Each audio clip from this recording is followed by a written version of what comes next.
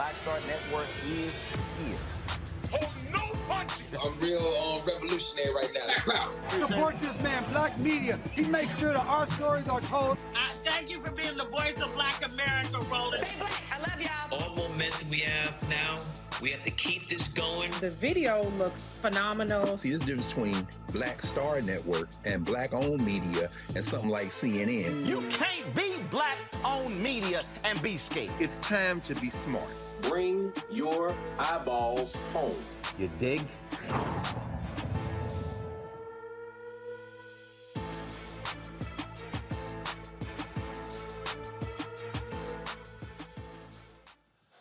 All right, folks, I'm back from Liberia. Today is Thursday, February 24th, 2022. Coming up on Roland Martin Unfiltered, streaming live on the Black Star Network. Guilty, guilty, guilty. A federal jury in Minneapolis finds the 3 ex-cops connected to the killing of George Floyd guilty on all counts of violating his civil rights. We'll break down what this means. Hear from reporter George Floyd, who's been following this case as well. A huge win for the Department of Justice's Civil Rights Division, second time this week. Also, Russia invades Ukraine, killing and injuring hundreds. What does this mean for the United States? We'll talk with retired Lieutenant General Russell Honore about what's going on there in Europe. Breonna Taylor's sister gets kicked out of a court over a T-shirt. We'll explain what was on the shirt and the judge who said bias could affect the jury. Dozens of black men filled the Minneapolis City Hall to demand the firing of the officer who killed Amir Locke during the execution of a no-knock warrant. Also, folks, in a Roland Martin Unfiltered exclusive, we're talking to the Florida man facing attempted murder charges of a law enforcement officer after police burst into his home. He fired back to protect his family, and of course, the intruders were breaking into his home.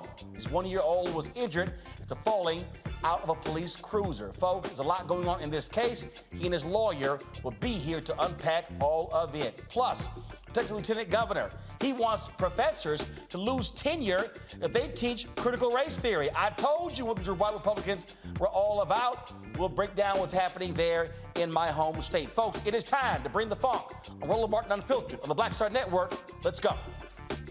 He's got it. Whatever the miss, he's on it. Whatever it is, he's got the scoop, the fact, the find. And when it breaks, he's right on time and it's rolling. Best believe he's knowing.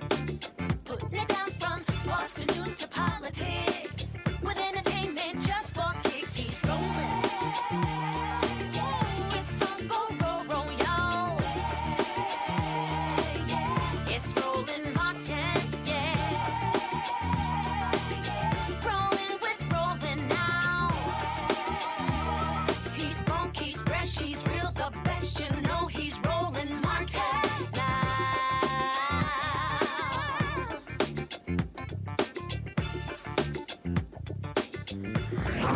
Martin. 3 former Minneapolis cops who stood around while Derek Chauvin murdered George Floyd, they are going to prison. That's after a federal jury found all 3 today guilty on all counts of violating the civil rights of George Floyd. Tou Thao, J. Alexander King, as well as Thomas Lane. They were charged with depriving Floyd of his right to medical care when Officer Derek Chauvin kneeled on Floyd's neck for nearly 9 minutes. Thao and Lane were also charged with failing to intervene to stop Chauvin. Chauvin was convicted of murder last year in a state court and pleaded guilty in December in the federal case. Now, folks, this is a huge, huge victory for the Department of Justice. Second time in 1 week. The Ahmaud Arbery guilty verdicts there in Georgia. Now this as well. This speaks to when you have someone like Kristen Clark leading the Civil Rights Division, where they take seriously these cases and sending more and more of these cops to prison. Folks, we're going to be hearing from reporter Georgia Fort a little bit later. She, of course, is covering this, and so we'll hear from her to get her thoughts and perspective on this as well. We also are reaching out to some legal folks to break this thing down. I want to go to my panel right now. Greg Carr, of course, Department of Afro-American Studies at Howard University. He joins us. Glad to have Greg on the show. Reese Colbert, she, of course, Black Women and Views. Of course, you see her. Thanks for filling in for me while I was out in Liberia. And also joining us is Larry Walker, assistant professor, University of Central Florida. All right, let's get right into it. Greg, I'm going to start with you. Again, second time this week, huge victories by the Department of Justice, holding these folks accountable.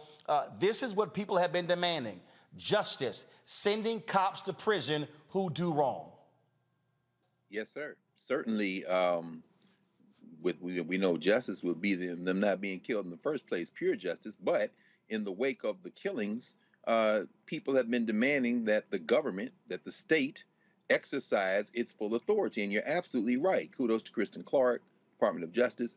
And of course, now we'll see what the sentencing is. The judge can give them anywhere from a year to life. They still face state sentencing on aiding and abetting murder. But ultimately and finally, this really does send a message. Juries are willing to convict young Cameron in Kentucky. Listen up, young boy. If we have enough muscle to get the right people in office, then prosecutors have wide discretion. And in this case, the Department of Justice exercises it. So this should send a message to those who won't use the power of the state. In this case, it worked out. You know, a lot of people yell, holler, and scream, Reese, oh my goodness, Biden, Trump, there's no difference. Let me say it again. For all you loudmouth asses out there, that's all you do is run your mouths. If you want to understand the difference between a Biden Department of Justice and a Trump Department of Justice, the Trump Department of Justice pulled back on consent decrees. They were not being aggressive at going after cops. They would not want to prosecute cops. This is what happens when you vote. Absolutely. It makes a huge difference who is running the DOJ. And I know Merrick Garland gets a lot of, crap because he hasn't brought charges and people aren't aware of an investigation about Donald Trump. But this is what we really care the most about, which is the civil rights of Black people in this country. And there's no doubt that obviously the Garland DOJ under the leadership of Kristen Clark is absolutely taking these cases seriously, and they're getting convictions. And that's what matters, because we are not just satisfied with charges being brought, knowing that they're going to be acquitted. And it is a new day, as Dr. Carr said. Maybe this will put some fear into some folks, and to see that even if you don't get charged with murder or manslaughter, these civil rights charges are going to hold you accountable one way or another. So as much as the Daniel Camerons of the world are on the side of the cops, the U.S. Department of Justice is saying that this is over, no more. The thing here, Larry, that I think is important, and that is when we talk about justice, when we talk about these civil rights convictions, this sends a message to every single cop out there. If you stand around and you watch one of your fellow cops commit an act of wrongdoing, even you can go to prison. The failure to intervene was an important charge here. Yeah, it really was, Roland. And, it's important to hold everyone responsible. Like those gentlemen, officers held down George Floyd. And you mentioned it was almost nearly 10 minutes of him choking and pleading for his life. But Roland, I want to add something else. And I applaud the DOJ for going 2 for 2 this week, as you talked about. It reminds me that the George Floyd Justice and Policing Act didn't pass, right? So Congress didn't do the right thing. And, obviously, in terms of the verdict today is really important. But I think it's mindful of those civil rights organizations and those who advocate to make sure that members of the Black community are treated humanely, is that we have to continue to push members of particularly on the Senate side, to make sure that we get some kind of policing reform bill. And obviously, we're heading towards midterms. But obviously, like I said, it's great that we're 2 for 2 this week. But it's be mindful that we didn't pass the Policing Act, and these kind of events will happen again in the future. And absolutely, Greg. I mean, look, we still want to see the George Floyd Justice Act passed by Congress. But while that has yet to go forward, you still have to have the prosecution when it comes to these officers. You had Attorney General Keith Ellison, win the conviction on the state level. Now you have Kristen Clark's Civil Rights Division, the DOJ, win the conviction on the federal level. Absolutely. And to echo Professor Walker, yes, sir, brother. While there has been no significant legislation passed, and while open saboteurs like Tim Mission Accomplished Scott have ensured that nothing would generate any support from the white nationalist party, let's, to quote Malcolm X in a different context, make this observation. There was no new law. that the Department of Justice used. So it is absolutely by the discretion of that unit. And to echo what you said, Reese, is absolutely accurate. We know that Tody Barr would never have done this, but there was no new law on the books. In other words, this sends a message. Barr or Sessions. That's exactly. I mean, if this statute can be used in this fashion, then it is really up to who is going to pull the trigger. And I'll add one other thing. As we saw last week, as the judge felt sorry for whatever reasons, now the last line of defense for some of these white nationalists is going to be the judge. So again, we're going to have to really pay strict attention to sentencing and who the judge is. And she's up for re-election. Let me say it again. There you go. Come on. I keep trying to walk people through this here, and these people get mad at me. Oh, Roland, you sitting here, you came in for the Democrats. No, I'm talking about who is likely going to rule fairly and when it comes to seeking justice. And for all y'all who want to sit on your asses and don't vote, okay? You got a primary coming up in Texas. You got other things. This is why voting matters. That judge who sat there and cried for Kim Potter is up for re-election, meaning she can be thrown out of office. That's right. That's right. Right. So again, folks, just tuning in, the 3 cops who were involved, who stood around and watched Derek Chauvin kill George Floyd, those 3 cops found guilty of violating the civil rights of George Floyd. They are going to go to prison. And so we'll certainly give you an update. We're waiting to hear from Georgia Fort, who's been covering this case in Minneapolis for the last few weeks. All right, folks, let's go talk about this international crisis happening in Europe, where Russia has invaded Ukraine. Today, President Joe Biden spoke about what is taking place and made perfectly clear where he stands and where the West stands when it comes to this act of aggression by Vladimir Putin. We've been transparent with the world. We've shared declassified evidence about Russia's plans and cyber attacks and false pretexts so that there could be no confusion or cover-up about what Putin was doing. Putin is the aggressor. Putin chose this war, and now he and his country will bear the consequences. Today, I'm authorizing additional strong sanctions and new limitations on what can be exported to Russia. This is going to impose severe cost on the Russian economy, both immediately and over time.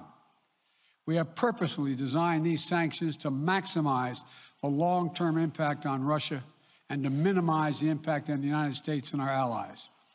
I want to be clear, the United States is not doing this alone. For months, we've been building a coalition of partners representing well more than half the global economy. 27 members of the European Union, including France, Germany, Italy, as well as the United Kingdom, Canada, Japan, Australia, New Zealand, and many others, to amplify the joint impact of our response. I just spoke with the G7 leaders this morning, and we're in full and total agreement. We will limit Russia's ability to do business in dollars, euros, pounds, and yen to be part of the global economy.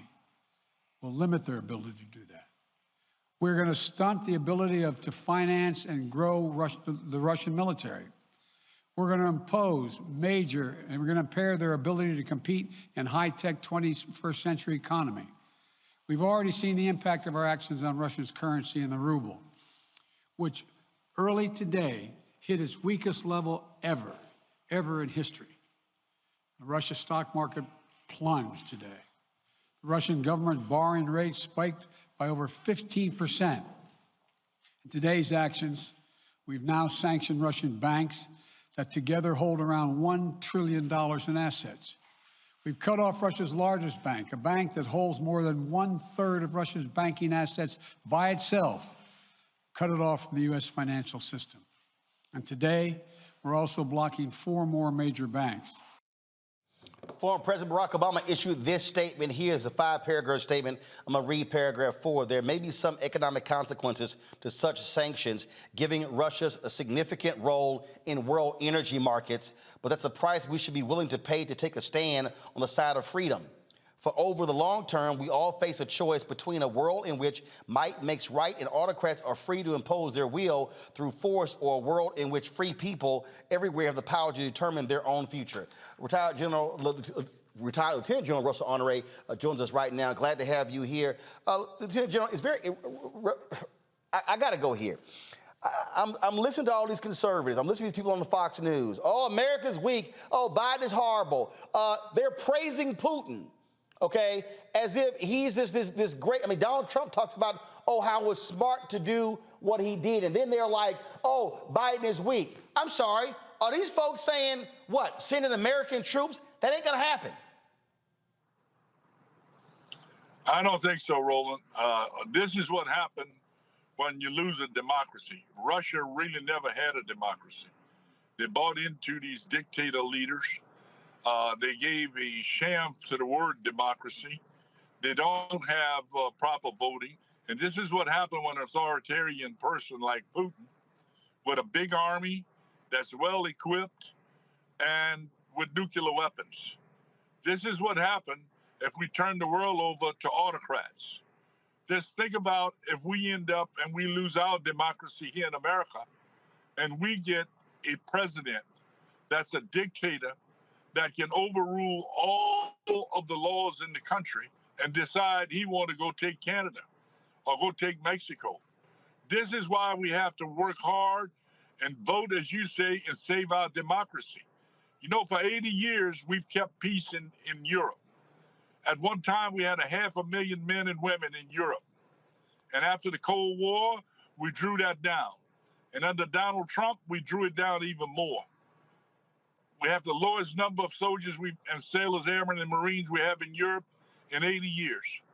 And here's what's happened. He took an opportunity.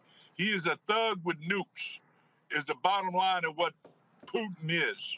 He is a thug with nukes. And now he's invaded this country that don't have the equipment he has because they were just defending their borders. And here he has invaded them and now threatens to overturn their government, which he will do at the pace he's going now, even with an insurgency following. So what should the American response be? Because again, when I listen to all these Republicans, I keep hearing them, and I was just challenging Armstrong Williams, who was complaining. I said, okay, what's y'all plan? John James, who's running for Congress in Michigan, keeps saying, oh, we should be doing more. Okay, like what? Well, one thing, we need to reset NATO. We need to declare Russia the enemy in NATO. For years, we have treated Russia with kid gloves and traded with them. We need to isolate Russia. The president is on way to do that with some of the measures he set, but we need the globe to isolate Russia from any technology. We can go as far as sending their students back home and expelling their diplomats. We have to make this painful and shameful for what Russia has done. The next thing we can do is build our army back in Europe. We took the Corps headquarters out. That's a 3-star headquarters. We reduced the 4-star headquarters to a 3-star headquarters because everybody thought we had peace and we didn't want to pay for the defense of Europe.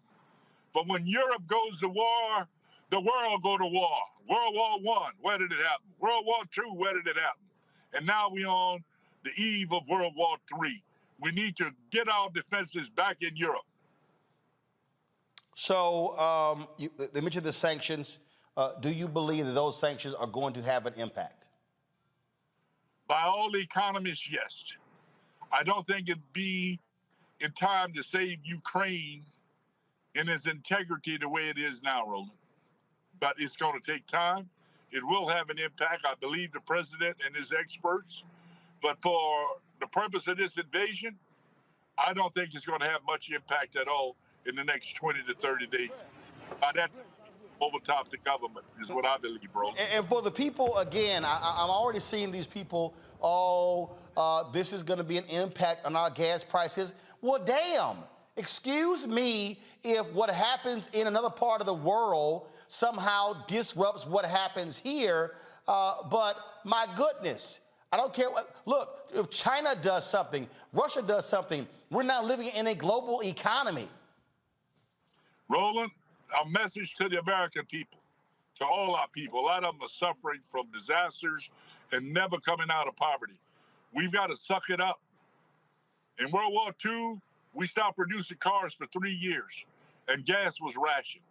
It's not going to get that bad with this war, where we are, but we're all going to have to sacrifice. It's going to cost us more for stuff that we use every day. What the Commerce Department and the government need to do is control the greed that's happening right now with American industry and the CEOs who are patting themselves on the back using this aftermath of the pandemic and now this war to raise prices for no other reason than to raise profit. We're all going to suffer. Look what happened on Wall Street, and it's going to take more plunges. Everybody's going to pay for this war. We're going to suffer during the war with a pandemic on top of it, and we need to suck it up and find ways we individually in our churches, in our communities, that can send hope, prayers, and money to the people in Ukraine. Because if we lose this democracy, that democracy, ours could be next, Roland. All right, then. Retired Lieutenant General Russell Honoré, we certainly appreciate it. Thanks a lot for joining us. Good day, sir. Go to my panel here, Reese. I'm telling you, I'm sitting here and you listen to these crazy right-wing nuts, and for them, Putin is the man. He is there. He is just amazing. Putin is also a white supremacist. Yes, and I need Black folks to also understand that, because one of the ways that we have been targeted with disinformation is that Putin is somehow an ally to the Black community, which is absurd. But for years, since even the 2016 election, Russia has been targeting Black social media specifically, driving a wedge with the racial divide that we already have in this country, exploiting that, and really honing in their techniques on how to really infiltrate the way that we communicate with each other through algorithms. They use troll farms, they use inauthentic accounts, which are then amplified by actual Black people and picked up on because they know how to communicate in a way that is impactful, that's catchy, with memes or with, catchphrases or whatever the situation may be. And so we have to understand that. I'm not saying that all Black people have fallen for it, but I do want to be very clear that there are people who have fallen for it and are now perpetuating that. Because I saw a comment that, well, Putin said RIP to George Floyd and he called out racism in America. No shit. Of course, America is racist. Russia knows that. And they've been exploiting that, especially to the detriment of Black people when you look at what they've done with disinformation with COVID-19 and a number of things. So Russia is not our friend.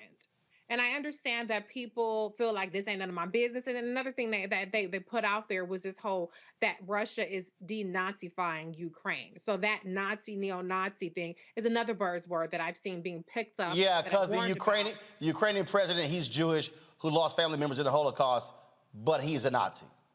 Exactly. Right. But that's the kind of thing that's catchy. That's the kind of thing that catches on. And so when, not all, but you see some Black folks, they see neo-Nazis. Oh, why are we defending the neo-Nazis? Why are we going? No, it's propaganda. It's disinformation. So Putin is not our ally. I understand that we have a lot of things going on. I mean, I don't know if we're going to talk about it tonight, but child poverty has increased exponentially now that the child tax credit expired at the end of December. We're back where we started from in 2020 with child poverty. We're still in a pandemic. There are a number of things that we have not addressed in this country. However, we do have a stake in the world community, because if World War III pops off, which could happen if Russia is emboldened and they hit any one of the neighboring countries to Ukraine. Ukraine is surrounded by NATO countries. If Article 5 is invoked, then we all in this shit. So when General Honoré says suck it up, or what General Honoré is saying that we should be aware of this and we should be invested in it, it's not just out of pure altruism for Ukraine, given that there are tons of armed conflicts throughout the country, throughout the world, including in Africa and in Middle East, et cetera. But this has an implication because of the geopolitical landscape that we're talking about and the proximity to NATO countries, which would involve the United States getting involved with military action. So there's a lot of skin in the game that we have.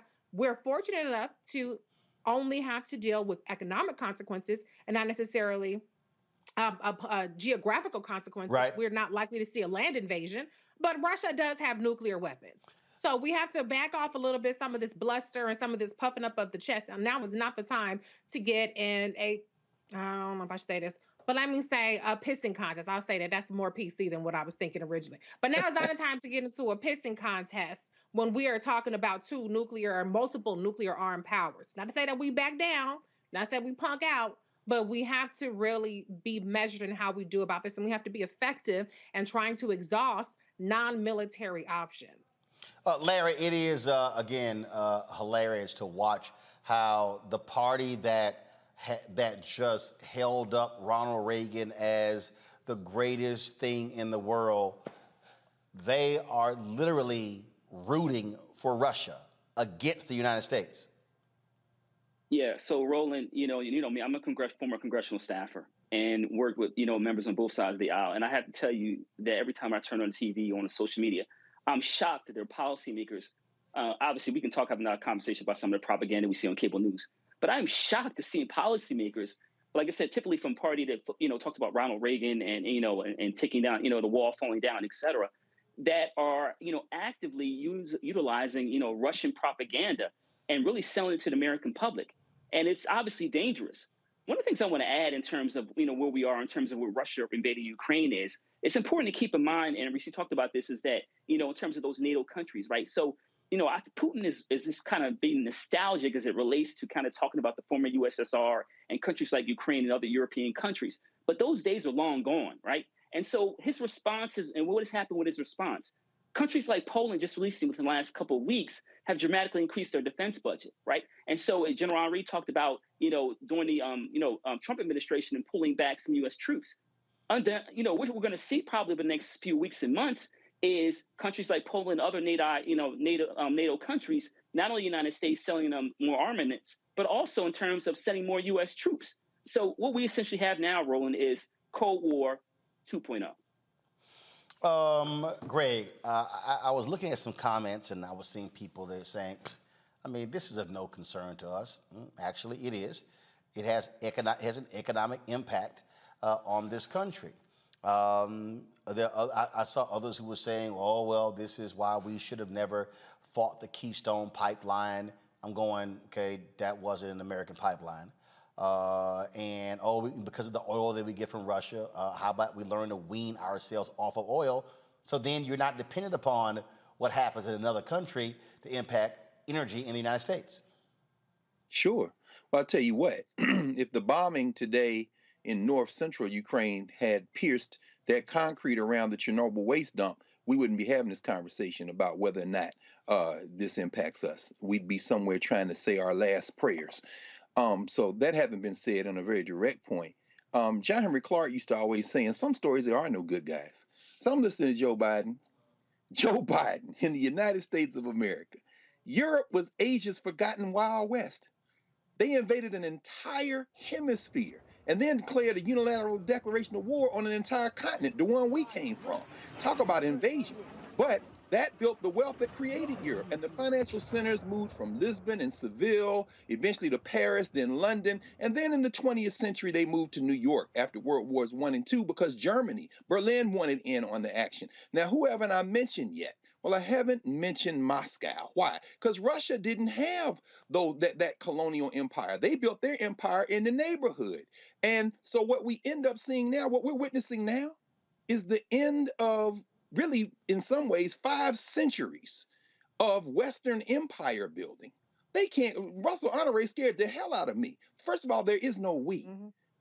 Governments act in their perceived best interests. Modi was out today saying he got 3,000 Indian students trying to get in the embassy in Kiev to look for a sanctuary. You got all this going on, but here's where it gets very interesting. After World War II, the anti-colonial movements came into full fruition. And as people broke free, what you see is the Soviet Union trying to assert itself as the leader of this anti-Western bloc movement, NATO versus the Warsaw Pact. Well, that fell apart. But there's a country I haven't mentioned yet. And that country just finished the Olympics. In fact, Vladimir Putin met with President Xi in China in Beijing a couple of weeks ago. And you know what? You can't stop the Russians. They annexed Crimea in 2014. Honore, please, brother. Don't pull us into this bullshit. I'm going to tell you what's about to happen next. Keep your eye on Taiwan. They are rewriting the map for the next century. China is sitting. In fact, Joe Biden had a shot across the bow today when he said anybody associated with them will be harmed by the stain. Guess what? You ain't even got that. You ain't got that muscle no more, Joe. What we have to understand is we need to become cognizant of world politics. It all affects us. And I want to say one other thing. When you saw the Kenyan ambassador at the UN Security Council the other day say, we Africans know very well the politics of invasion and what it means after colonialism to keep those colonial boundaries. And rather than everybody invade, because there are Igbo on either side of the line in Nigeria, there are Tutsis on either side of Rwanda and Burundi, some of them are in Eastern Congo. What the Kenya ambassador said is, we do not endorse the invasion of Ukraine, chasing some separatist movement, because we could have done the same thing in Africa and we'd be at war forever. I should say one other thing. Those white nationalists in the White Nationalist Party, of course they embrace Putin. Putin is a racist. Putin is looking at Ukraine the same way the white nationalists look at us. Look at the four of us. There's no such thing as an American. Will y'all please stop believing in fairy tales? These people have sworn an oath. It's either white supremacy or ruin. And that's Russia, and that's Florida, and that's Texas, and that's the whole white nationalist party. That's it. Folks, we will continue to monitor what takes place as Ukraine fights the Russians and see what the fallout, the impact is going to be on the rest of the world, including the United States. All right, folks, got to go to a break. We come back. More on Roland Martin Unfiltered right here on the Black Star Network. We also are going to open the phone lines, get your thoughts about the trial of the three ex-officers found guilty for standing around, doing nothing, failing to intervene as George Floyd was killed by one of their own. Pull the number up, please, so we can show it for folks to be able to call in. Remember, if you're a member of our Bring the Funk fan club, you get to call in as opposed to other folks who have not supported us. That's one of the perks. Okay, we have the number? All right.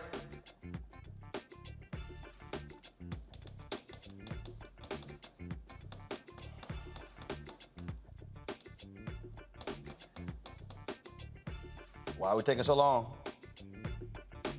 No, we're going to wait for the number.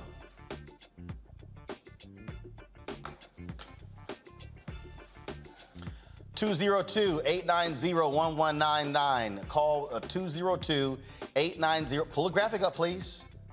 Thank you. 202-890-1099. 202. If y'all can get rid of that thing on the side, please, that'll be great so we can see it. Thank you. So, folks, if you remember the Bring the Funk fan club, call 202-890-1199. 202-890-1199. Y'all can share your thoughts about, again, the three officers, ex-cops found guilty in the death of George Floyd. You can also talk about Russia, Ukraine. Anything that's on your mind, please give us a call. I'll be back on Roland Martin Unfiltered in a moment.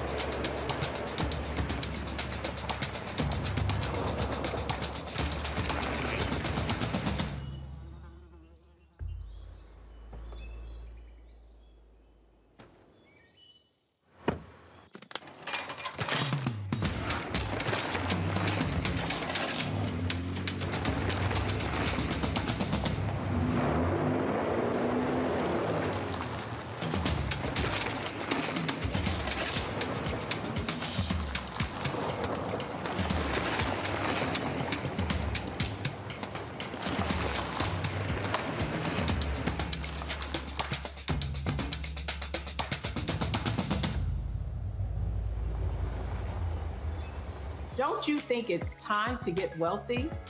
I'm Deborah Owens, America's Wealth Coach, and my new show on the Black Star Network focuses on the things your financial advisor or bank isn't telling you.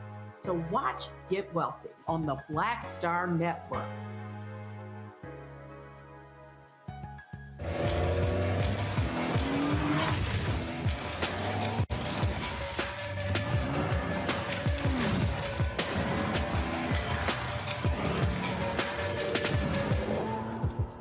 I'm Dr. Greg Carr, inviting you to take your seat at the Black Table, and we'll be discussing the past, present, and future of Black History Month. But we need to understand what the principal ask is of African people to understand themselves. Take your seat and join the conversation, only on the Black Star Network.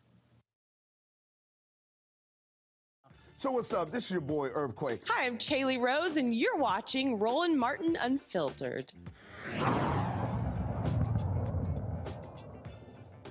All right, folks, the American Taliban, they are at it again.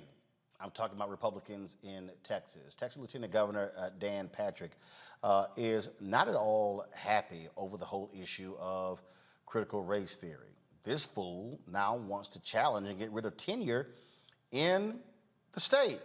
This is him talking to the white supremacist Tucker Carlson.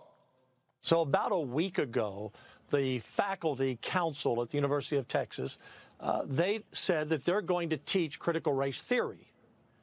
And then they followed up with something that really got my attention. That got my attention. But then they said the faculty council takes the position in this resolution that the council authority shall never, ever have any intrusion from anyone outside, including the legislature or the Board of Regents. In other words, you can't tell us anything about how we perform our job, what we teach the students, or what we say.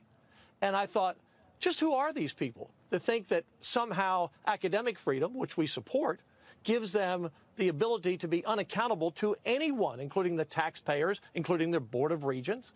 They want to be able to say anything to anyone. And Tucker, we've talked about critical race theory a lot, but people still sometimes don't understand the difference. And we want race to be talked about. As Republicans, myself as a lieutenant governor, I want slavery to be examined. I want racism in America to be examined through the years, whether it's in the business sector, the private sector, in sports. But critical race theory doesn't teach that. It teaches that because you're white, you're a racist, and because you're a person of color, you're a victim. And they want to teach through critical race theory that we are a nation that's racist and everything is based on racism. And that's what critical race theory is, and that's what we cannot allow our professors to teach the young men and women to come to university. We banned it in Texas in K through 12 this year. Okay, now, in the same state, the former CEO of the Electric Reliability Council of Texas, Bill Magnus, testified that he was instructed by Governor Greg Abbott to do whatever it took to prevent any more blackouts during the 2021 winter storm. Yet he also said that the governor made it clear to keep prices at a maximum of $9,000 per megawatt hour, leading to billions of dollars in profits for power generators and local utilities swamped in millions of dollars of debt. In the same state, Abbott, more than Taliban, has said, if you're a parent with a transgender child, you should be investigated by Child Protective Services. Larry, I want to start with you. When I'm using American Taliban for a reason. And when you look at not just what's happening in Texas, you look at this gay bill in Florida at the House just passed, where they're targeting, where literally the bill says that students who are gay can be outed by the schools. The Republicans are operating and living in this culture war. They're saying that Democrats, they're the ones who are losing the culture war. And what you're dealing with here are, frankly, folks who are no different than the Taliban in Afghanistan. Yeah, you know what, Roland? A lot of this is political theater, but it's dangerous, right? So you talked about some of the issues, CRT, the Don't Say Gay bill in Florida. And a lot of it, when you watch the interview, Lieutenant Governor, he said that, we wouldn't get rid of CRT, but at the same time, he talked about we want to talk about racism. It doesn't make any sense to me, right? It's a contradiction because you can utilize CRT as a lens to examine. You want to talk about the transatlantic slave trade or Jim Crow or grandfather clauses or black codes, et cetera.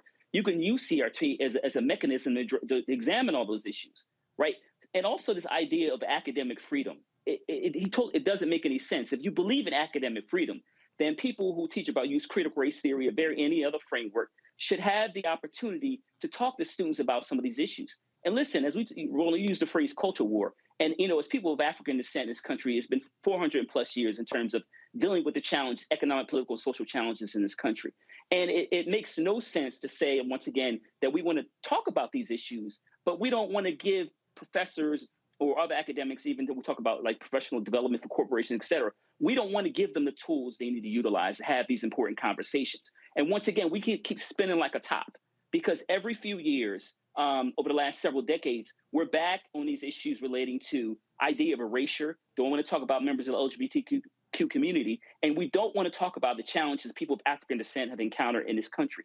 And we have to have open dialogue, because once again, if we don't, we talk about the same issues negatively impacting the Black community. We talk about policing, or we talk about banking and discrimination, or we talk about Black professors, because really we're talking about primarily is Black professors at post-secondary institutions having the academic freedom to talk about a variety of issues. So now we need to confront these people and tell them that if you believe in democracy and equity, then you cannot say that you can't have a conversation about critical race theory. Really, we know race is the real issue here, that you can't have a conversation about CRT and other devices that challenge students and unpack this country's history. See, Greg, people need to understand, and I'm using, again, American Taliban for a reason. Florida had a couple of bills. One of them was the Stop Woke Act, which says that if there's any discussion or any corporate training that makes people uncomfortable about race, it has to stop. And then the other bill deals with the, it was called the Don't Say Gay bill. I'm outlining this because what you're seeing, it's only one party that's doing it. It's in Florida, it's in Mississippi, it's in Alabama, it's in Texas, it's in Arkansas. You're seeing it in Georgia. You're seeing it in Tennessee. This is the Confederacy in 2022. These are people who are using the power of elected office to constitute or to keep in place a nation that they want to live in. These are people who are being driven by crazed and deranged white conservative evangelicals who would not know Jesus if Jesus walked into the room. What they're doing is not biblical. What they're doing is not it's not about service to the country. It is about maintaining their white, largely male order. Yes, sir. Yes, sir. It's and it's right. American Taliban is appropriate because they want a theocracy. And we know that if Jesus Christ, the historical Jesus, were alive today in the United States, he'd be perhaps a victim of a no-knock warrant in whatever shelter he was staying in, since he didn't have any visible means of support, and he'd probably be killed. Now, when we think about this, in terms of the LGBTQ issue or non-issue in this sense, because they're so stupid they don't even make good criminals. What I've been advising people to do in places like Texas and Virginia, once they get their hotline up, flood it.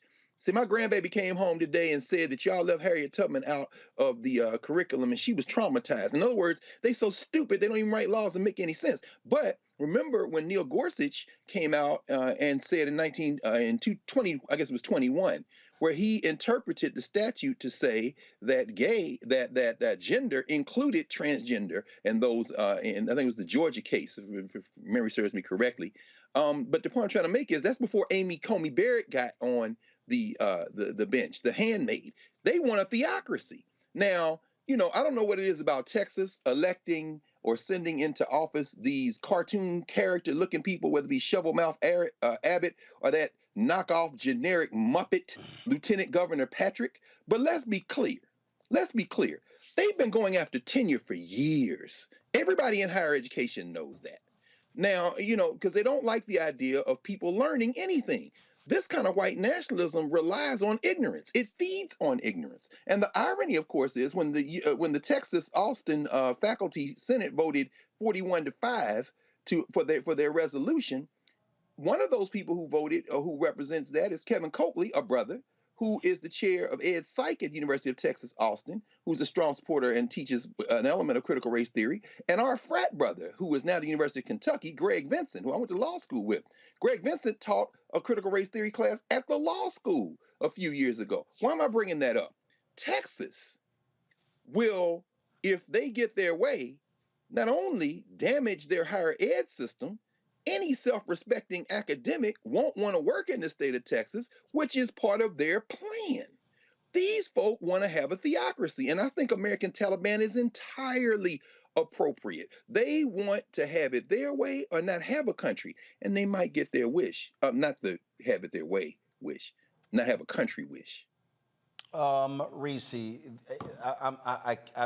this is important when you look at all of these different stories, because again, those who are in power are the ones who are wielding it.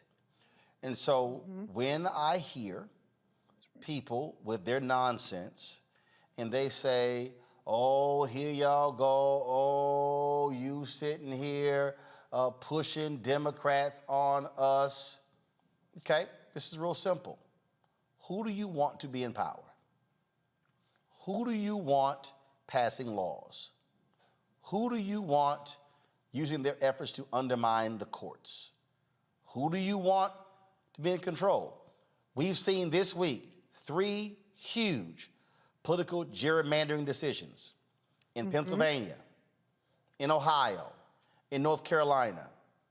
Chris Christie, leading the Republican efforts on gerrymandering, is pissed. Oh, these partisan courts.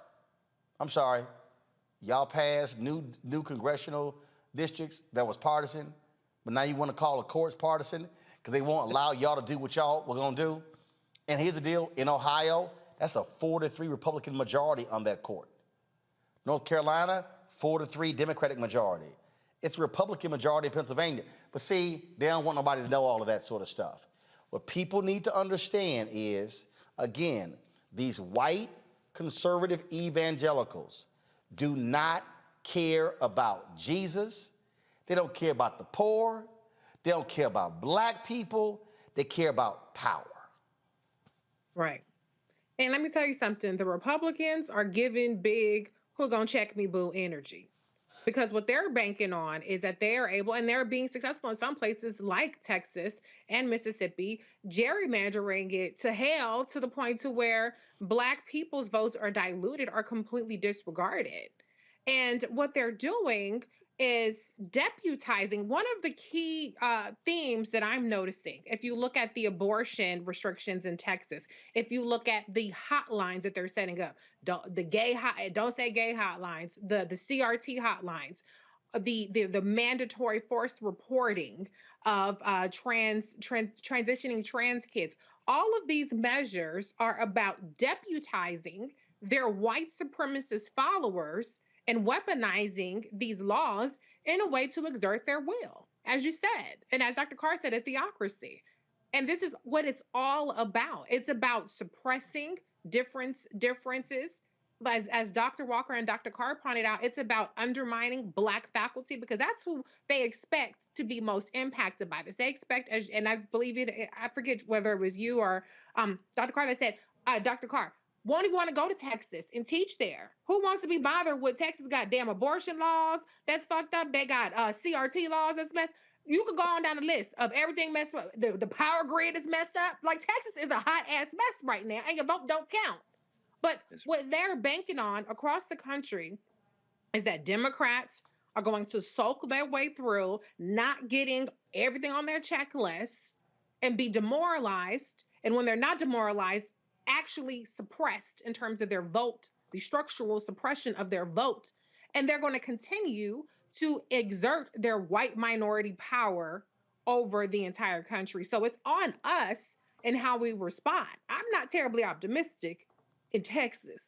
There's primaries going on right now for governor and a number of things, but I'm not terribly optimistic, because what I see is the energy about, and that's fine if this is your opinion, but cancel student debt, or the energy is about this bill that didn't pass and that bill didn't pass. Meanwhile, the Republicans are leaving no stone unturned in terms of remaking the way of American life in their states. So we have to respond with full force.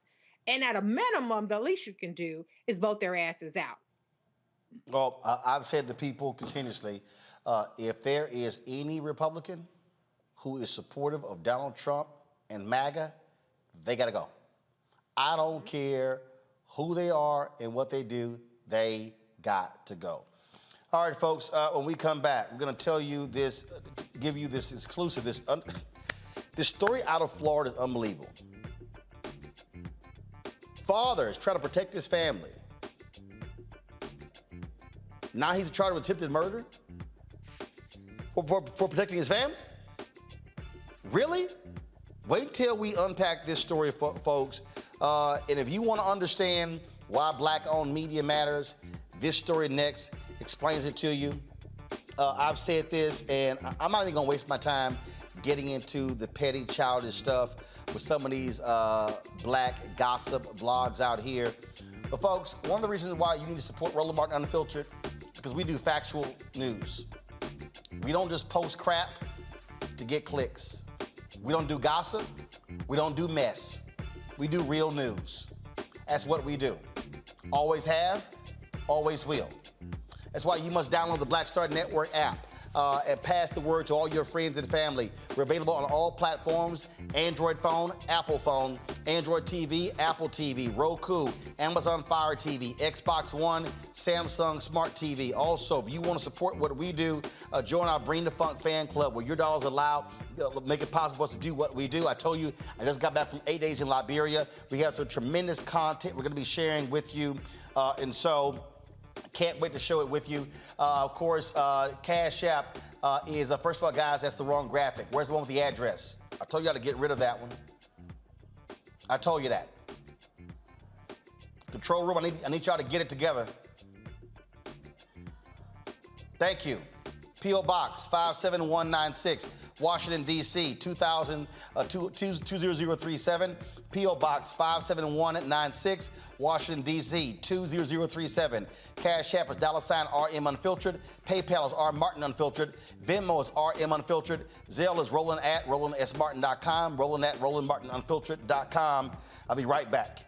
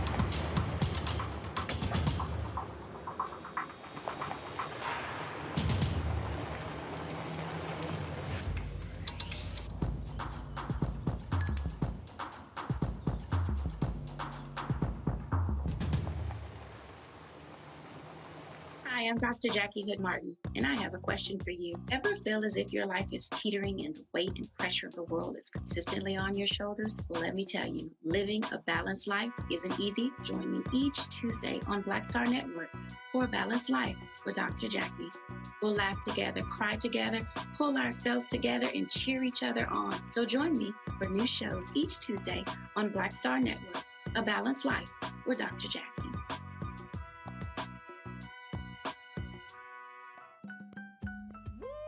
We're all impacted by the culture, whether we know it or not. From politics to music and entertainment, it's a huge part of our lives, and we're going to talk about it every day right here on The Culture with me, Faraji Muhammad, only on the Black Star Network.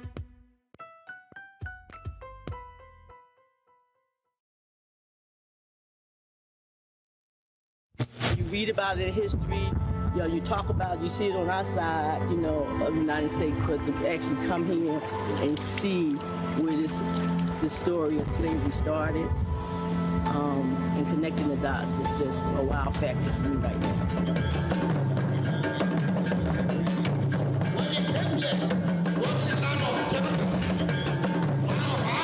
It's going to be dark inside. You might not see too much, but you're going to feel everything. Just imagine, see prisons in the yard in the United States. A lot of us, if we're real honest, what is required in 2019 going into 2020, essentially for us to be reprogrammed from what they taught us needs to be removed and extracted. It just doesn't make sense that the richest continent in the world should be inhabited by the poorest people in the world. Part of that is by design. Self-hatred has been a very tragic part of our whole existence. And I'm not blaming anybody for it, but if you look at most characterizations of being of African descent in the world, it's with these kind of tags. I always say, you're going to do a lot of shopping. They go, oh, I don't think so. And then they come, so they brought limited reserves, and then they spend all the time running to the ATM because they see all these clothes they want and fabric they want. It's overwhelming. I've been here for 8 years, and I'm still taking pictures out of my car because it's a feast for the eyes on any given day. The kind of opportunities you have in Africa, you don't have those in America. The kind of money that you can make in Africa, very few of you would have that opportunity to do that in America. Cordy, who was working for the Congress in the United States, she has started a waste management company. She's the #1 here in Ghana now. She looked at dollar signs and trash. There it is. Used to be jeans. Used to be jeans. Is now a huge rug. In Ghana alone, we have a 2 million unit deficit in housing. 2 million. 2 million.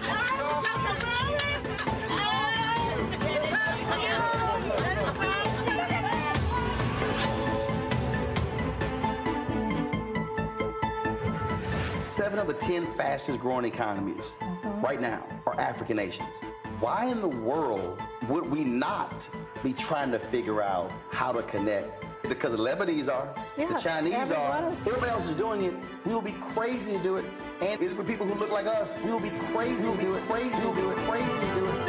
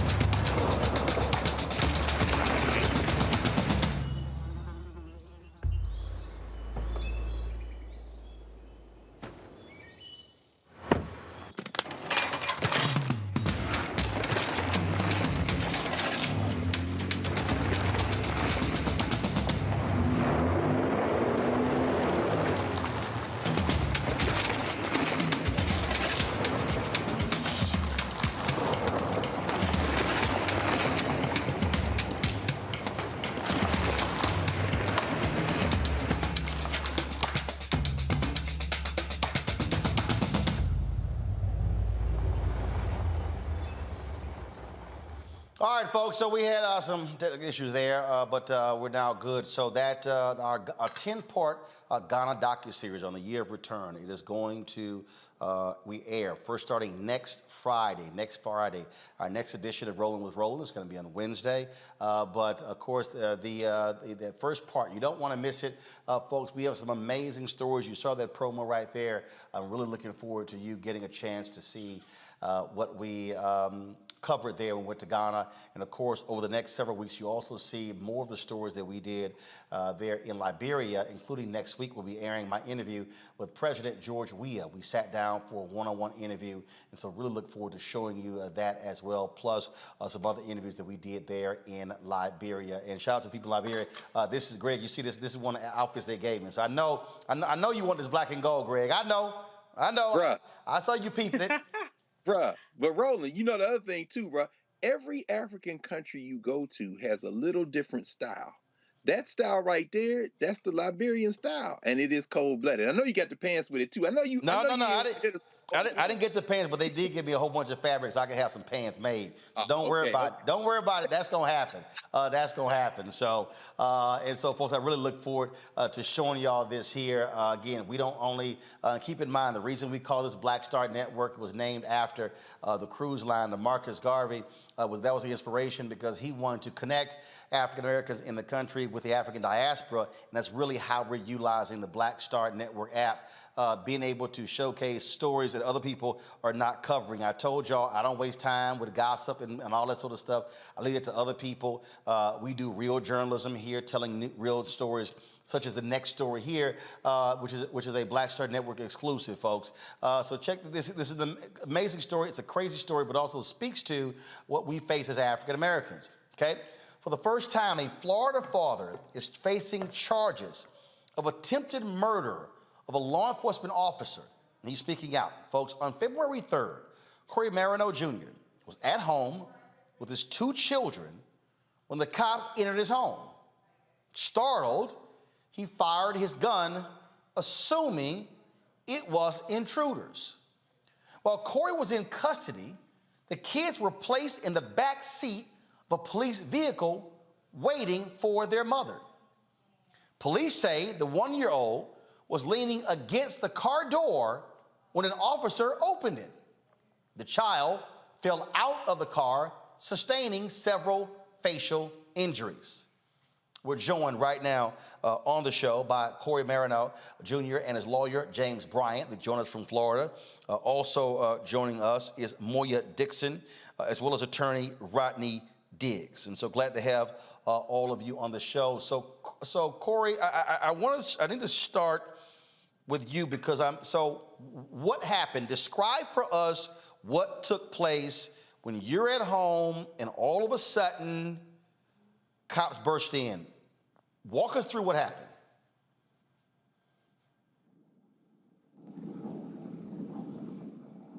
Corey? Yes. Yeah, so walk us through what happened on February 3rd. It was approximately 4:45. I heard a big boom at my door. I got up real quick. My kids was in the bed with me. They was in the bed. I got up, I grabbed my firearm. It's registered in my name. I have my gun license. I grabbed my firearm and I was heading down the hallway. By the time I got midway in the hallway, I heard another big boom and my door swung open. It was pitch dark in the living room and outside. I don't have no porch light, so it was dark outside as well.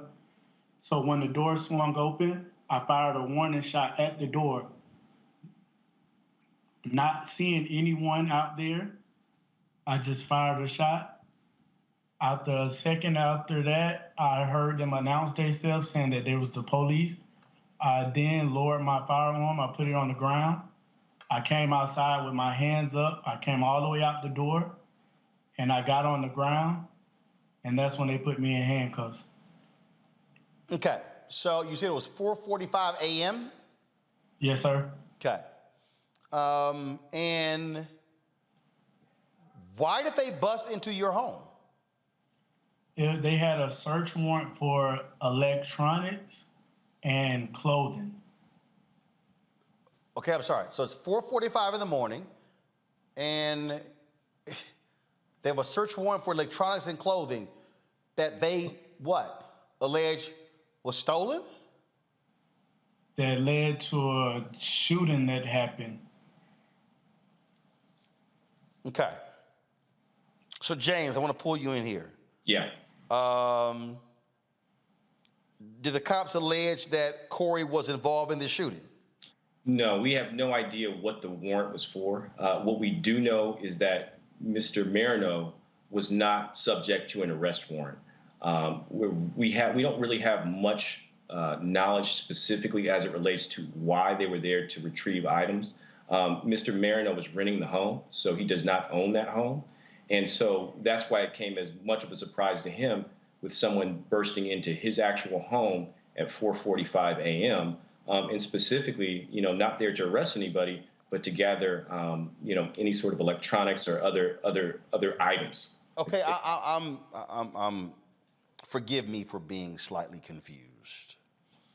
So they weren't executing an arrest warrant for murder. No, they were not. They weren't executing a warrant for domestic violence, aggravated assault. They weren't. So the warrant was to retrieve some stolen electronics and clothing. We don't know if it was stolen electronics. It was just certain items that they were looking for. And the Pensacola police, following, this entry into the home, has been clear that they were not there to arrest Mr. Marino under any circumstance. Okay, hold on. So Corey, how many cops we talking about? I can't even, it was so many, I can't even name how many off the top of my head. 5, 6, 10, 15? 20, 25. Whoa, hold up. 25 cops are on the scene at the home at 4:45 in the morning to retrieve some electronics and clothes. Yes, sir. It was the SWAT team and PPD. Okay, we've got 3 attorneys there, Rodney Diggs, Reginald Reeves, and James Bryant. Have y'all ever heard of 25 cops busting through somebody's house, I'm assuming with a no-knock warrant, at 4:45 in the morning for some electronics and clothes? I have not, and that's the problem. In this instance, it is just such an odd time to come at that time in the morning to retrieve items.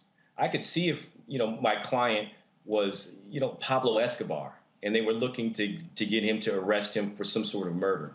But it was absolutely mind-boggling what happened. And it wasn't a no-knock warrant. It was a warrant in which they came, they knocked for maybe 10 seconds, and then they burst in. This was against their policy. Pensacola PD has a very clear policy. You cannot enter into a person's house until you knock and announce after 15 seconds. And in this instance, they did 10 seconds. And it was at 4:45 in the morning. So what that tells me is they had no interest in alerting Mr. Marino that they were intending to break into his home. For some clothes and electronics. Correct. Okay. I'm still trying to understand here, and if anybody is 5 of y'all, maybe y'all can really explain this to me. So there was a robbery.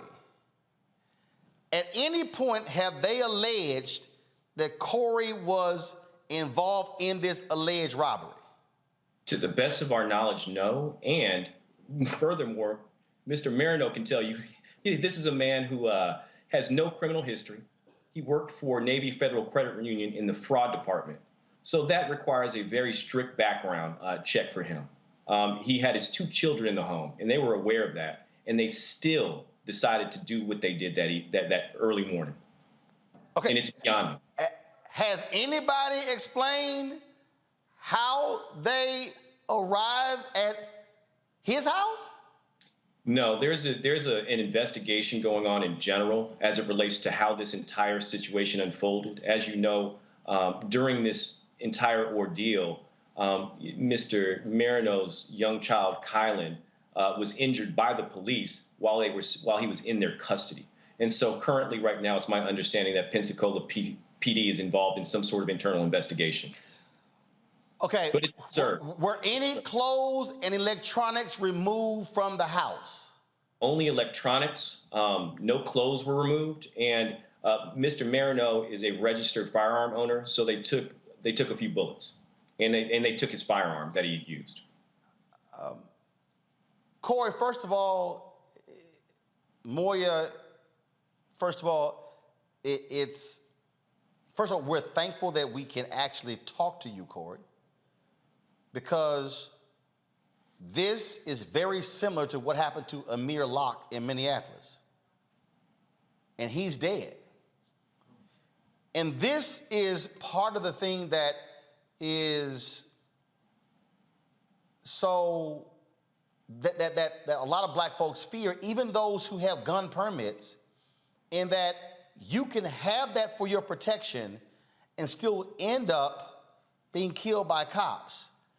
And to listen to this and then to hear what happened to your child is incredible. Have they given any explanation on what happened to your 1-year-old? Because look, I've got 13 nieces and nephews. If I walk over to a car and I see one of my nieces or nephew leaning up against the window, the last thing I'm going to do is open the doggone door to cause them to fall out and hurt themselves. Absolutely not. And I think Moya can really sort of explain, what she's heard from them and what she actually heard from her 3-year-old son, Kaon, who witnessed his little brother being injured.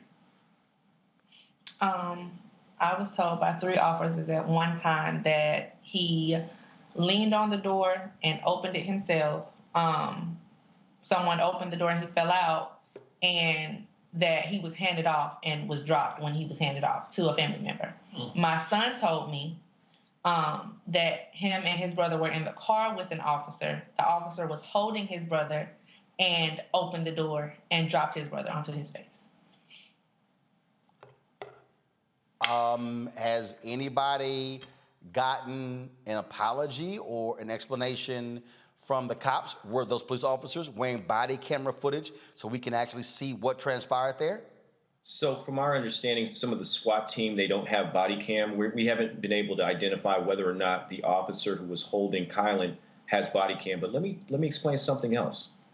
After Kylan had suffered these serious injuries to his head, and mind you, he's 1, the officers did have EMS come out, and they decided to send EMS home instead of taking a baby with those serious injuries to the hospital. And when Ms. Dixon arrived, she demanded to know what happened.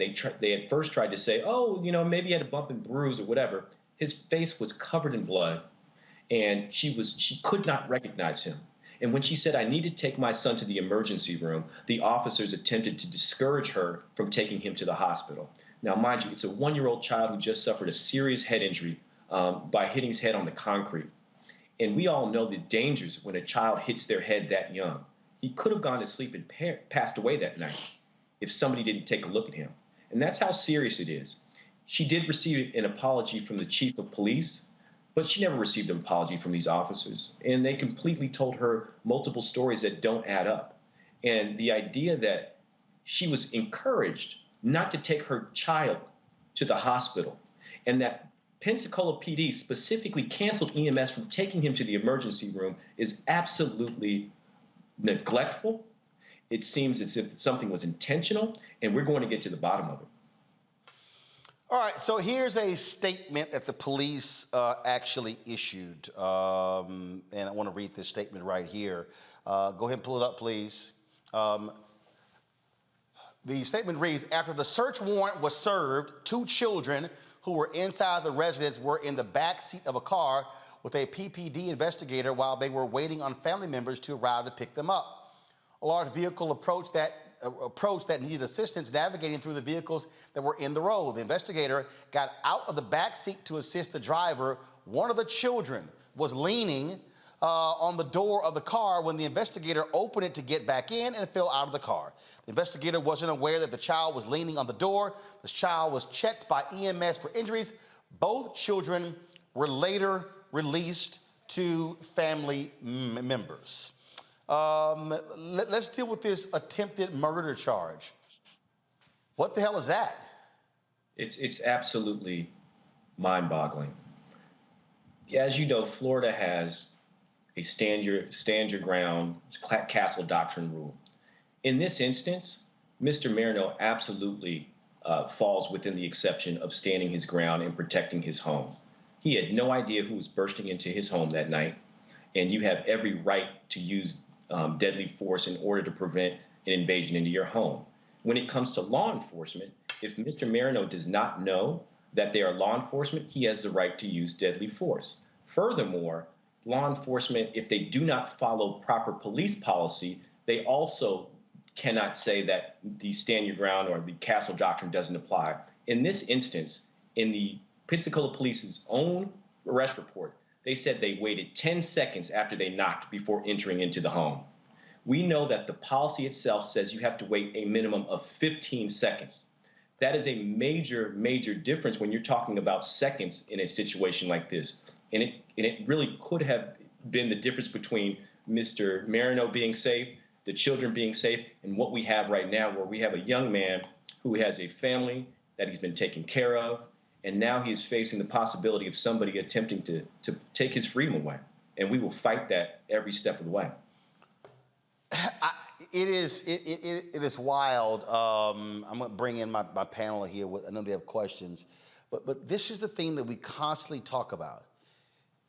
Philando Castile has a permit for a gun. Tells the cop, I got a permit. He ends up dead. Amir Locke had a permit for his gun. Cops bust in. Of course, they don't even show. He doesn't even point at anyone. He ends up dead. And same thing. The young man who was with Breonna Taylor, who fired, they charged him with attempted murder, and charges were later dropped. I'm just trying to understand. A black man in his house, and folks bust in at 4:45 in the morning, can't protect himself, and he gets charged with attempted murder? You know, Roland, what this is saying is that the Second Amendment doesn't apply to black people. The Second Amendment doesn't apply to black men. We talk about the right to bear arms. This man had every reason to want to protect his 1-year-old and his 3-year-old at 4:45 in the morning. And he did, and he exercised his right. But when a black man exercises his right, he's murdered. Or in the event that he's not murdered, he's charged with attempted murder. And it is absolutely, like I said, it is mind-boggling. And again, that's why we are calling for the Florida State Attorney not to press charges against not to bring charges against Mr. Marino. And I'm quite sure you haven't heard Jack from the NRA. Let's go to my panel. I'm going to start with Larry. He's there in Florida. Larry, go ahead. Any questions? Yeah, first of all, I'm glad that, he didn't end up, police didn't engage him in the kind of way that we would be having a different conversation. Let me say that, first of all, particularly as a father, right? And it's obviously someone who lives in the state. I think my question to you is in general, and probably to your attorney, how do you see this playing out? Because like Roland described some other situations where black males in particular were killed, and in Breonna Taylor's situation, a sister. But we keep seeing this repeating over and over and over again. So to your attorneys, how do you think this is going to play out with the state attorney general here in the state of Florida? Here's what I'm hoping. I think there's enough information out there for the state attorney to make a decision that in this instance, it does not make sense to bring charges against Mr. Marino. Here, clearly, the Pensacola PD did not follow policy before entering into his home. Secondly, why would you come to effectuate a warrant for documents and things at 4:45 in the morning? Why couldn't you wait until 7 o'clock? Mr. Marino would have gladly let him in.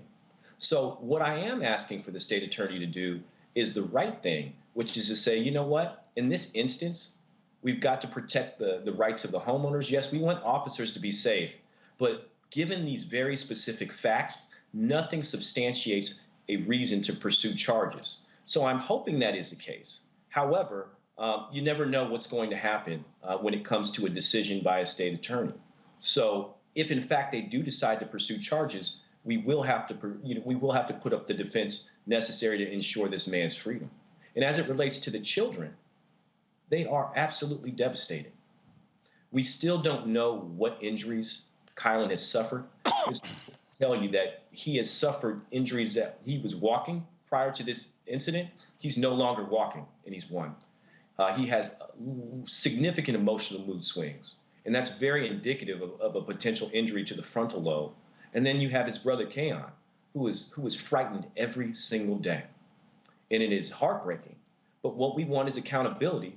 And I think that if all parties use their heads, they'll work with us to resolve the issue as it relates to the injuries that happened to the children and to not pursue charges against Mr. Marino. It's the right thing to do. Reese. My question was actually going to be about the children. Ms. Dixon and Mr. Marino, what you have experienced with your children is just unconscionable. And Mr. Marino, the treatment you've experienced is appalling and abhorrent. My question is, what are the political levers that we can use? Because we know these are political decisions. This is an election year that we can exert to reverse this decision and make it untenable for them to continue with these baseless charges. We need the Pensacola community, and they came out today. We need the Pensacola community to band together. We need law enforcement to accept the fact that, you know what, this probably wasn't the best way we could have handled this situation. And most certainly the injuries to the children are unacceptable. Coming together and saying, you know what, we apologize and we'd like to work this out. But we need community leaders. We need just the citizens of Pensacola to start saying in writing to their city council members, to the mayor, this isn't right. And we stand by Corey, and we stand for justice. We stand by Kylan, we stand by Keon, and we stand by Moya.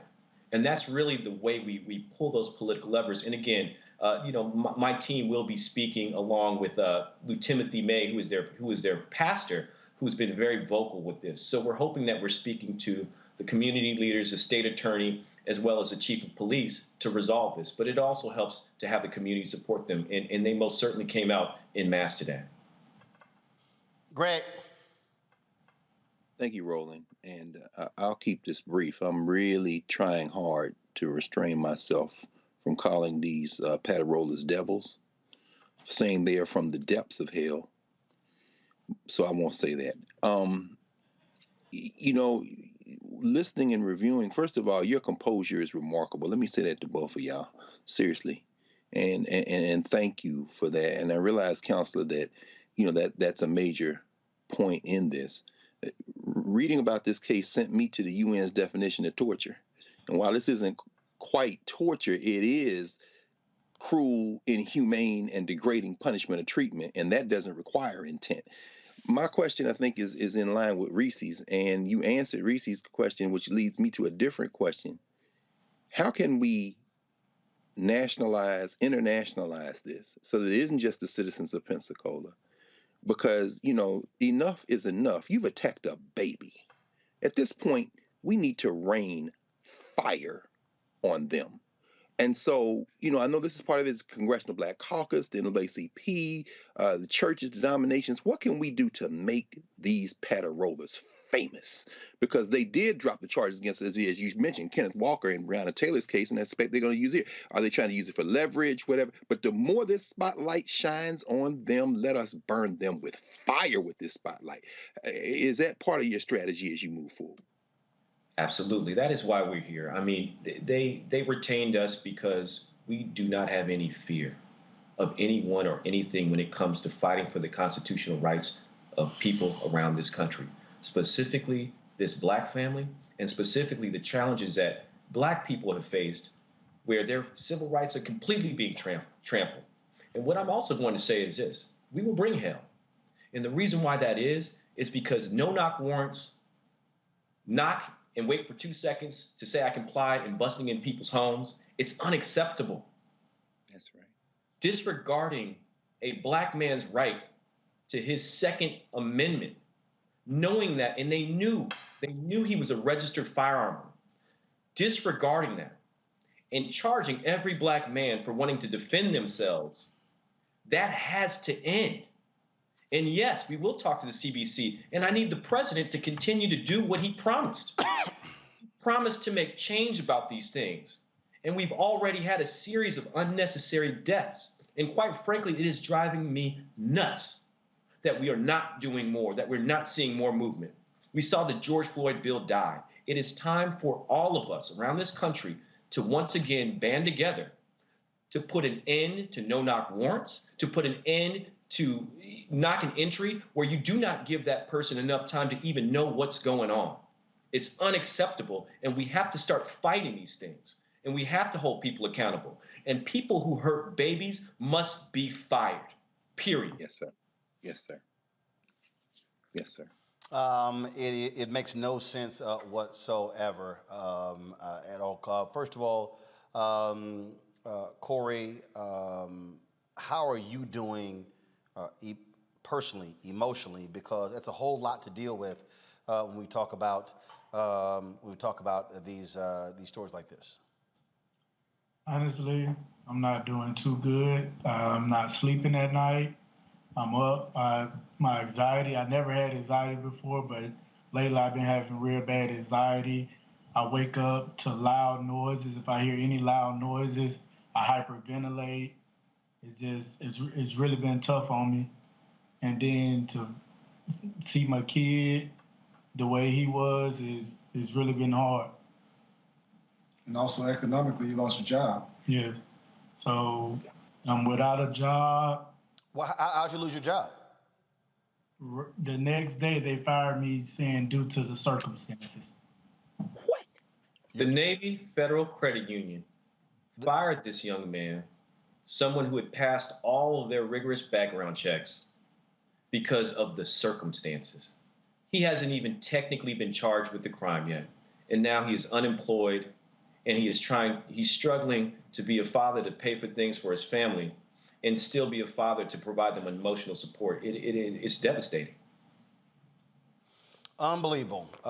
Folks, we appreciate you providing us this exclusive. Please keep us abreast of what happens in this case so we can update our audience. Thank you so much, Roland. Thank you. All right. Folks, again, this story right here is why Black media matters. It's because when we have the ability to tell our own story, to share these stories, and give it the time necessary as well. Again, a lot of attention, Greg, is on the Amir Locke case, but when you talk about this here, again. Thanks so much. And we talk about NRA, where y'all at? Y'all love talking about Second Amendment.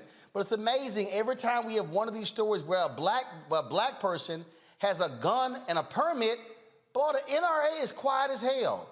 Dana Lash, Grant Stinchfield, all y'all talk with the NRA, what's that, Colin Noir, whatever the hell his name is. Where y'all at? Yeah. Well, Roland, I mean, as we know, their counselor said it perfectly at the beginning. The Second Amendment doesn't apply to black people. When the Panthers busted up in the state legislature in Sacramento with those guns, they changed the gun laws in California. In other words, no, y'all can't be doing that. And let me just say parenthetically that I was impressed with not only their composure, but with how their counselor presented himself. Folk got money in Navy Federal Credit Union, maybe want to consider withdrawing it. And in fact, if that's Navy Federal Credit Union, seems to me that perhaps the Secretary of the Navy needs to send a message down. I mean, this is where elected officials can get involved. This man gonna lose his job behind that. Is there some collusion between the patrollers and the damn Federal Credit Union down there? But in short, if the Castle Doctrine and Stand Your Ground law is anything other than a weapon to use to hunt black people, that lawyer's gonna find out. And if indeed these charges hold against the brother, and in fact we see an outcome we don't like, then they've taken one more step toward lawlessness in this country. I can't say that I'm necessarily sad about that, but as we've all said, they dropped a baby. That boy brother said what happened, and then they're gonna tell a straight lie about it. There's no reforming that. I like the way that lawyer talked. It's time to go to war with these people, straight up. And I think that type of intellectual warfare has to be pursued. That's different than a gun. I'm not talking about a gun. I'm talking about the best minds we have and flood the damn place. That man lost his job on top of this. They trying to punish him. Again, this is what we talk about, Larry, about being black in America. I mean, it's 4:45 in the morning. If you got a gun and all of a sudden folks bust through your house, the first thing you're gonna do is grab your weapon. And now he's facing attempted murder charges? And for some damn clothes and electronics, 25 cops? Yeah, I got to tell you, Roland, I'm thinking of Fannie Lou Hamer. I'm sick and tired of being sick and tired, right? We keep going in circles about it. We keep seeing these same challenges every single year. And, I'm thinking about his trauma and then, the trauma of both children, and not only the actual emotional trauma, but the 1-year-old. And, I'm certainly wondering, again, MRI, to find out what is some of the possible long-term damage, right? And as a parent, you feel for him and you can see it in his face. I mean, this is a traumatic experience, but this kind of violence and trauma is consistent with the challenges that Black people in this country have dealt with for, since in 1619. Also want to add, this kind of heard there because the attorney talked about the George Floyd Justice and Policing Act, right? So once again, here we are back again, from the very beginning of once again of another traumatic experience that these children have been traumatized, possibly the rest of their life. And when obviously their father, the mother, and family members and members of the community are traumatized. And like I said, sick and tired of being sick and tired.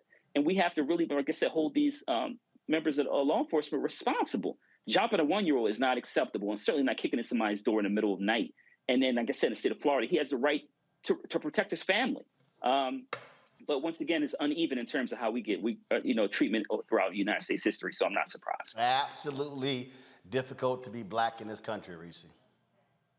I'm enraged on every level of being enraged. First of all, let me say that these cops are lying their motherfucking asses off because you do not bring 20 officers for no damn clothes and a computer. So whatever they really were trying to get at, it sounds like a case of damn mistaken identity, and they're trying to cover their ass with this bullshit charge. That's number one. Number two, we're talking about children, Black children. I know that these cops believe no human involved, but we're talking about children. A 1-year-old traumatized psychologically, physically, makes me motherfucking ill and irate. And I can't talk about it in academic, calm terms because it's infuriating.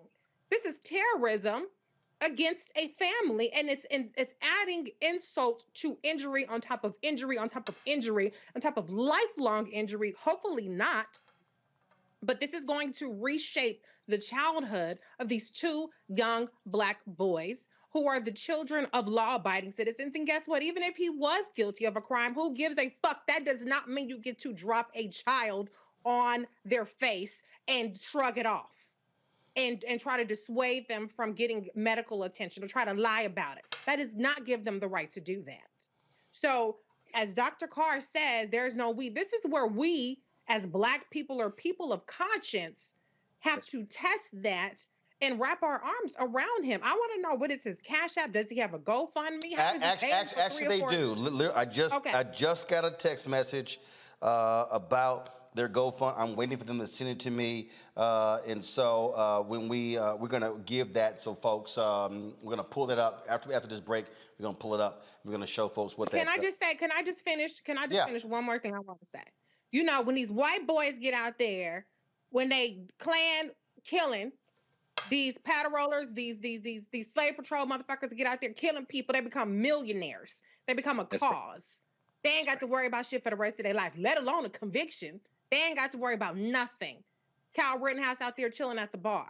And yet we have, when Black people are being terrorized by the system and they're being cruel and unusual punishment, it's just another story of Black people being mistreated. This is a story where we should all get behind, really wrapping our arms around this family and doing something about it. He should not be unemployed with the skills that he has in a virtual world where people can work remote. If you have a business that you can use his kind of help with, if you are a psychiatrist who can offer services, this is where we have to start being that community that we claim to be when we're looking for reparations and we're looking for everything else. Not that there's anything wrong with that, but we have to be more of a community and wrapping our arms around people like Mr. Moreno and Miss Dixon and these 2 babies. these two babies. We got to do better by them. If nobody else will do it, we got to do it. Folks, you have the GoFundMe ready? Okay, come on. Folks, this is, again, I keep telling y'all this here. This right here, why we don't do gossip, why we don't do mess. There are real stories that black people are being impacted by every single day that we cover, and we tell these stories. This is the GoFundMe page right here. Support baby Silent, Kayan, Moya, and Corey. Their goal is to raise $25,000. It was created 1 day ago.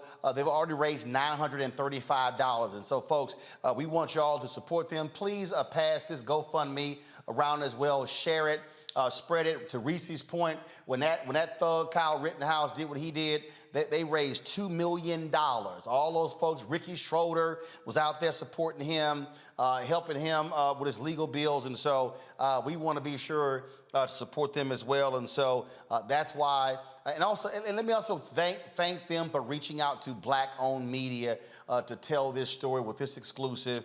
That's important as well, which is why we do what we do. And so before I go to a break, and yes, I'm going to take your phone calls. Before I go to a break, I do want to go to Minneapolis. Georgia Fort now joins us to give us an update and the breakdown of what happened in the courtroom today when those 3 former cops were found guilty for doing nothing to save the life of George Floyd. So, Georgia, walk us through what happened in court today. Well, we received an alert from the federal courthouse that the verdict was in this afternoon. We had about 15 minutes to get there before they announced it. And so when the judge opened up the courtroom, he announced that all 3 officers were found guilty on all charges. When Tutau, Thomas Lane, and Alexander King walked in, they had almost this arrogance and confidence that they were going to be found not guilty because it wasn't their knee that was on George Floyd's neck. But after the guilty came in on 2 of the 3 defendants, you started to see a change in atmosphere, even tears coming down the defendants' eyes. Lane specifically, we heard a lot of people thinking he was going to get off, but also thinking that the jury was going to be sympathetic for Officer Lane because his pregnant wife came to court every single day. But that's not the case. And so now that all 3 officers have been found guilty of not intervening, they've been found guilty of violating George Floyd's civil rights, the question that was asked to Floyd's brother and nephew is if they've talked to Attorney General Keith Ellison to find out whether or not the state trial is still necessary. They said that's a conversation that has not yet taken place and will soon be determined. But what we did hear from the Floyd family, Floyd's brother made a statement along with the U.S. Attorney's Office following the announcement of the verdict. And his brother, Floyd's brother, pointed to the many other injustices that have happened in Minneapolis. I know you've heard of Dante Wright, you've heard of Amir Locke, and he pointed to the fact that Kimberly Potter smiled in her mugshot and was only sentenced to 2 years with probably 16 months to serve. And the jury's still out on whether or not the officer who fatally shot Amir Locke will be held accountable. At this point, it's been 3 weeks since Locke was fatally shot. And we have not heard from Mayor Fry. We have not heard from the interim police chief, Amelia Huffman. We haven't heard from the Hennepin County Attorney's Office. We haven't heard from Keith Ellison. No one is talking about whether or not Locke will be fatally shot. And so while obviously the 3 officers who were found guilty today, obviously that's a total different case. The way that Floyd's brother tied all of these events together, he said every time he comes to Minneapolis, it's not for anything good. And while he was here for the Chauvin trial, Dante Wright was fatally shot. And then while he was here for this trial, Amir Locke was shot. And so they're also hesitant about coming back if there is a state trial for the other 3 officers, because the record that we have here, I mean, by then we might have another police killing. And so the community continues to protest. The community was even gathered today. Black men in the community, dozens of Black men, Grammy Award-winning artists from Mint Condition spoke out. We heard from doctors. We heard from individuals who work at colleges, all different professions. We heard from pastors who spoke out today demanding that the mayor, demanding that the interim police chief intervene, that Attorney Keith Ellison make a determination on the case, and that they release, in the case of Amir Locke, and that they release the rest of the footage. So in Minneapolis, although some would say that this is a step forward and it's a small victory, when you think of the bigger picture here, there's still a very long way to go. All right, Georgia Fort, we certainly appreciate it. Thank you so very much. Got to go to a break. We come back. We're going to talk to an official from Texas about that effort to get rid of tenure because Dan Patrick's hurt feelings. Also, we'll take your phone calls, folks. Call this number, please. If you want to weigh in about any of the stories we talked about, that exclusive story we just shared with you, as well as, of course, the other news, 202-890-1199, 202-890-1199. Got lots of folks holding. We're going to give you 30 seconds for each one of those callers, and so we're going to make that happen. We'll be right back on Roland Martin Unfiltered right here on the Black Star Network.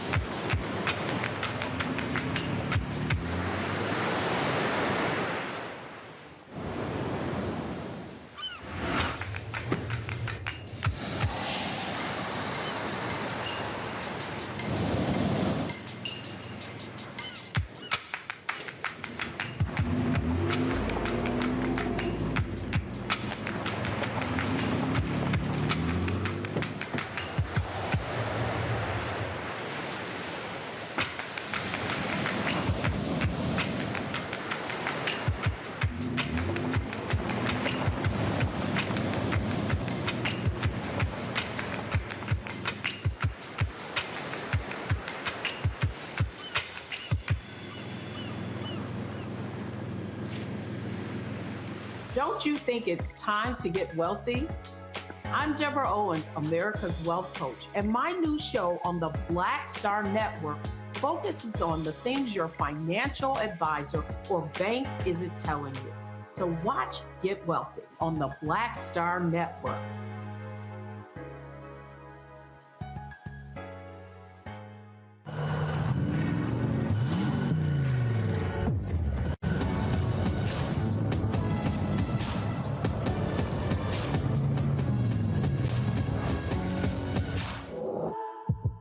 I'm Dr. Greg Carr, inviting you to take your seat at the Black Table, and we'll be discussing the past, present, and future of Black History Month. But we need to understand what the principal ask is of African people to understand themselves. Take your seat and join the conversation, only on the Black Star Network.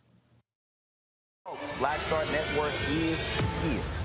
Oh, no punches! I'm real revolutionary right now. Support this man, Black Media. He makes sure that our stories are told. Thank you for being the voice of Black America, Roland. Stay black. I love y'all. All momentum we have now, we have to keep this going. The video looks phenomenal. See, this difference between Black Star Network and Black-owned media and something like CNN. You can't be Black-owned media and be scared. It's time to be smart. Bring your eyeballs home. You dig?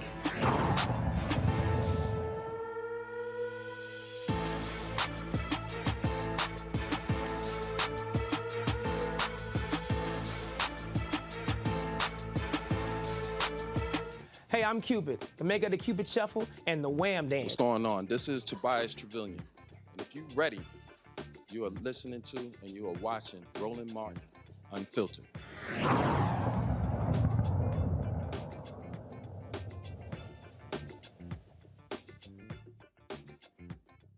folks, welcome back to Roland Martin Unfiltered. We're pulling up the next guest, talk about that story out of Texas when it came to this whole battle with tenure. I want to go to the phone lines and get all of you out here talking about what's going on. Let's go to Porto McMillan. Porto, you on Roland Martin Unfiltered. What's your comment? Porto? You there?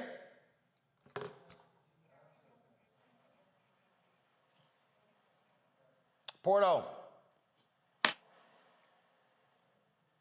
Porto, can you hear me? You there?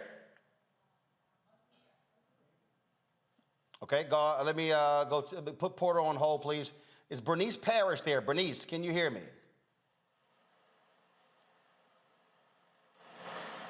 Bernice, can you hear me?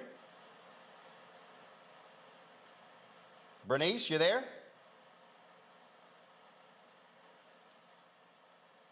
Bernice, can you hear me?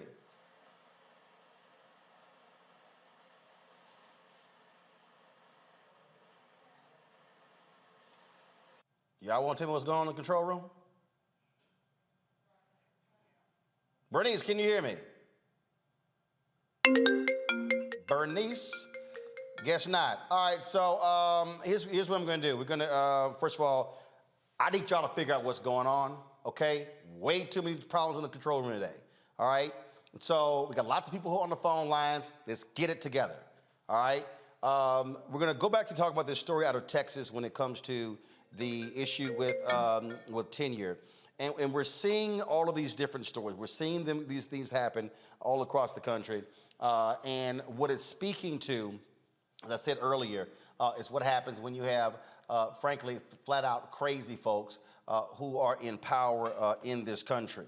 And so in a moment, we're going to talk with a woman. She's actually running for lieutenant governor in the state hopefully to run against Dan Patrick. She's also a professor of sociology at the Texas Southern University, Carla Bailey. And so, all right, Carla, you there? Yes. All right, so Carla, so we were talking earlier about this thing that Dan Patrick is doing, and frankly, it just makes no sense whatsoever. But it shows you how Republicans in Texas want to stifle freedom voices. They want to stifle people who disagree with them. This is about absolute control, and because they oversee Texas state universities, they want to impose their will on these universities. Absolutely. I mean, what we're seeing is not only an attack on a system, tenure system that has been meant to ensure that professors have academic freedom across the board, but I think what we see that if this actually goes forth in a state of Texas, we also know what kind of impact this can have on historically Black colleges and universities. And so when I entered even this race, I had no idea that my very job would be on the line as a professor who actually really focuses on social inequality and studies relating to social justice, which is a direct challenge that this current leadership is attempting to do. And for them to literally threaten to end tenure is unbelievable. I mean, isn't the whole point of tenure academic freedom? Yeah, absolutely. I don't think anyone would have saw this coming. I know that what we're seeing in Texas is really this anti-democratic movement, and we're seeing that it's less than 20% of Texans who've really embraced this. So what we're seeing that even I think if we were to have some conversations with some Republicans, they would be against this, and that's what we're seeing. And if they can do this in Texas, God knows where else they can do it. Absolutely. And so it is ongoing. But first of all, Dan Patrick has been absolutely unbelievably awful for Texas. This is the same person who said that older Texans should frankly die so kids won't have to take vaccine mandates. And I'm sitting there going, why don't you volunteer yourself then, if that's the case? And again, that's the kind of thing that we're seeing happen there in Texas. How are professors responding to this threat? Oh, I actually think that Dan may have targeted the wrong population. I mean, you shouldn't target any population, but I think this very system crosses race, class, gender. It crosses, even occupation, because at the end of the day, these professors, and I'm a professor as well, is actually educating students who go out and become our, our next leaders of various industries. So this is not something that professors and educators are taking lightly. And I think in the weeks to come, you're going to see much more pushback than we're already seeing. All right, then, Carla, we certainly appreciate it. The primary, folks are going to the polls right now. You've had lots of cold weather there in Texas impacting the polls there. So, folks, be sure to vote on Tuesday in the Texas primary there. So, Carla, we appreciate it. Thanks a lot. Thank you for your work. All right, folks, so we're going to do this here. Let me do this here. Y'all pull the GoFundMe page up, please. I told you this a few moments ago. I gave you the GoFundMe. I just want to show y'all how our viewers respond. No, y'all got to refresh that. Y'all got to refresh that. That was $935 we told y'all. That number, hit refresh, please. That number now is $5,000. And so in less than 10 minutes, our fan base, can y'all please hit refresh? Okay, in less than 10 minutes, our fan base has given almost 20%, what we've given. So it's about $5,100. And so it was $935 when we started. The number's gone up to more than 5,000. And so we're going to show it again, folks, by the end of the show, what we have given. All right, let's go to a quick break. We come back. We're going to take your phone calls right here on Roland Martin Unfiltered on the Black Star Network.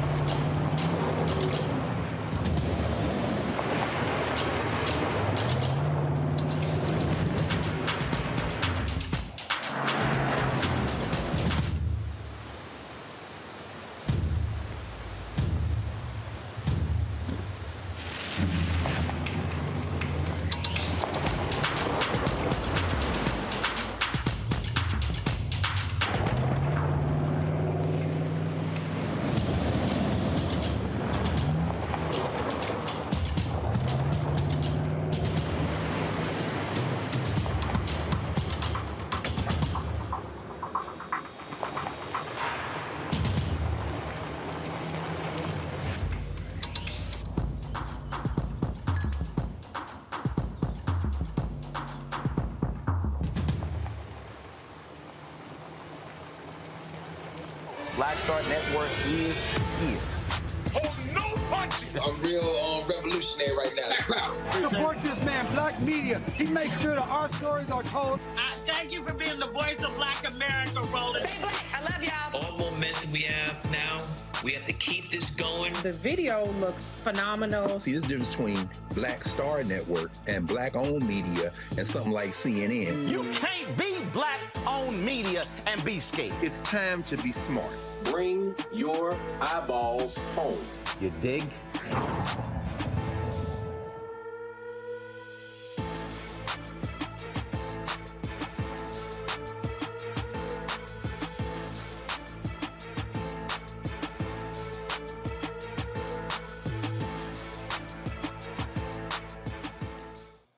All right, folks, welcome back to Roland Martin Unfiltered. Let's go to the phone lines. Lines are open.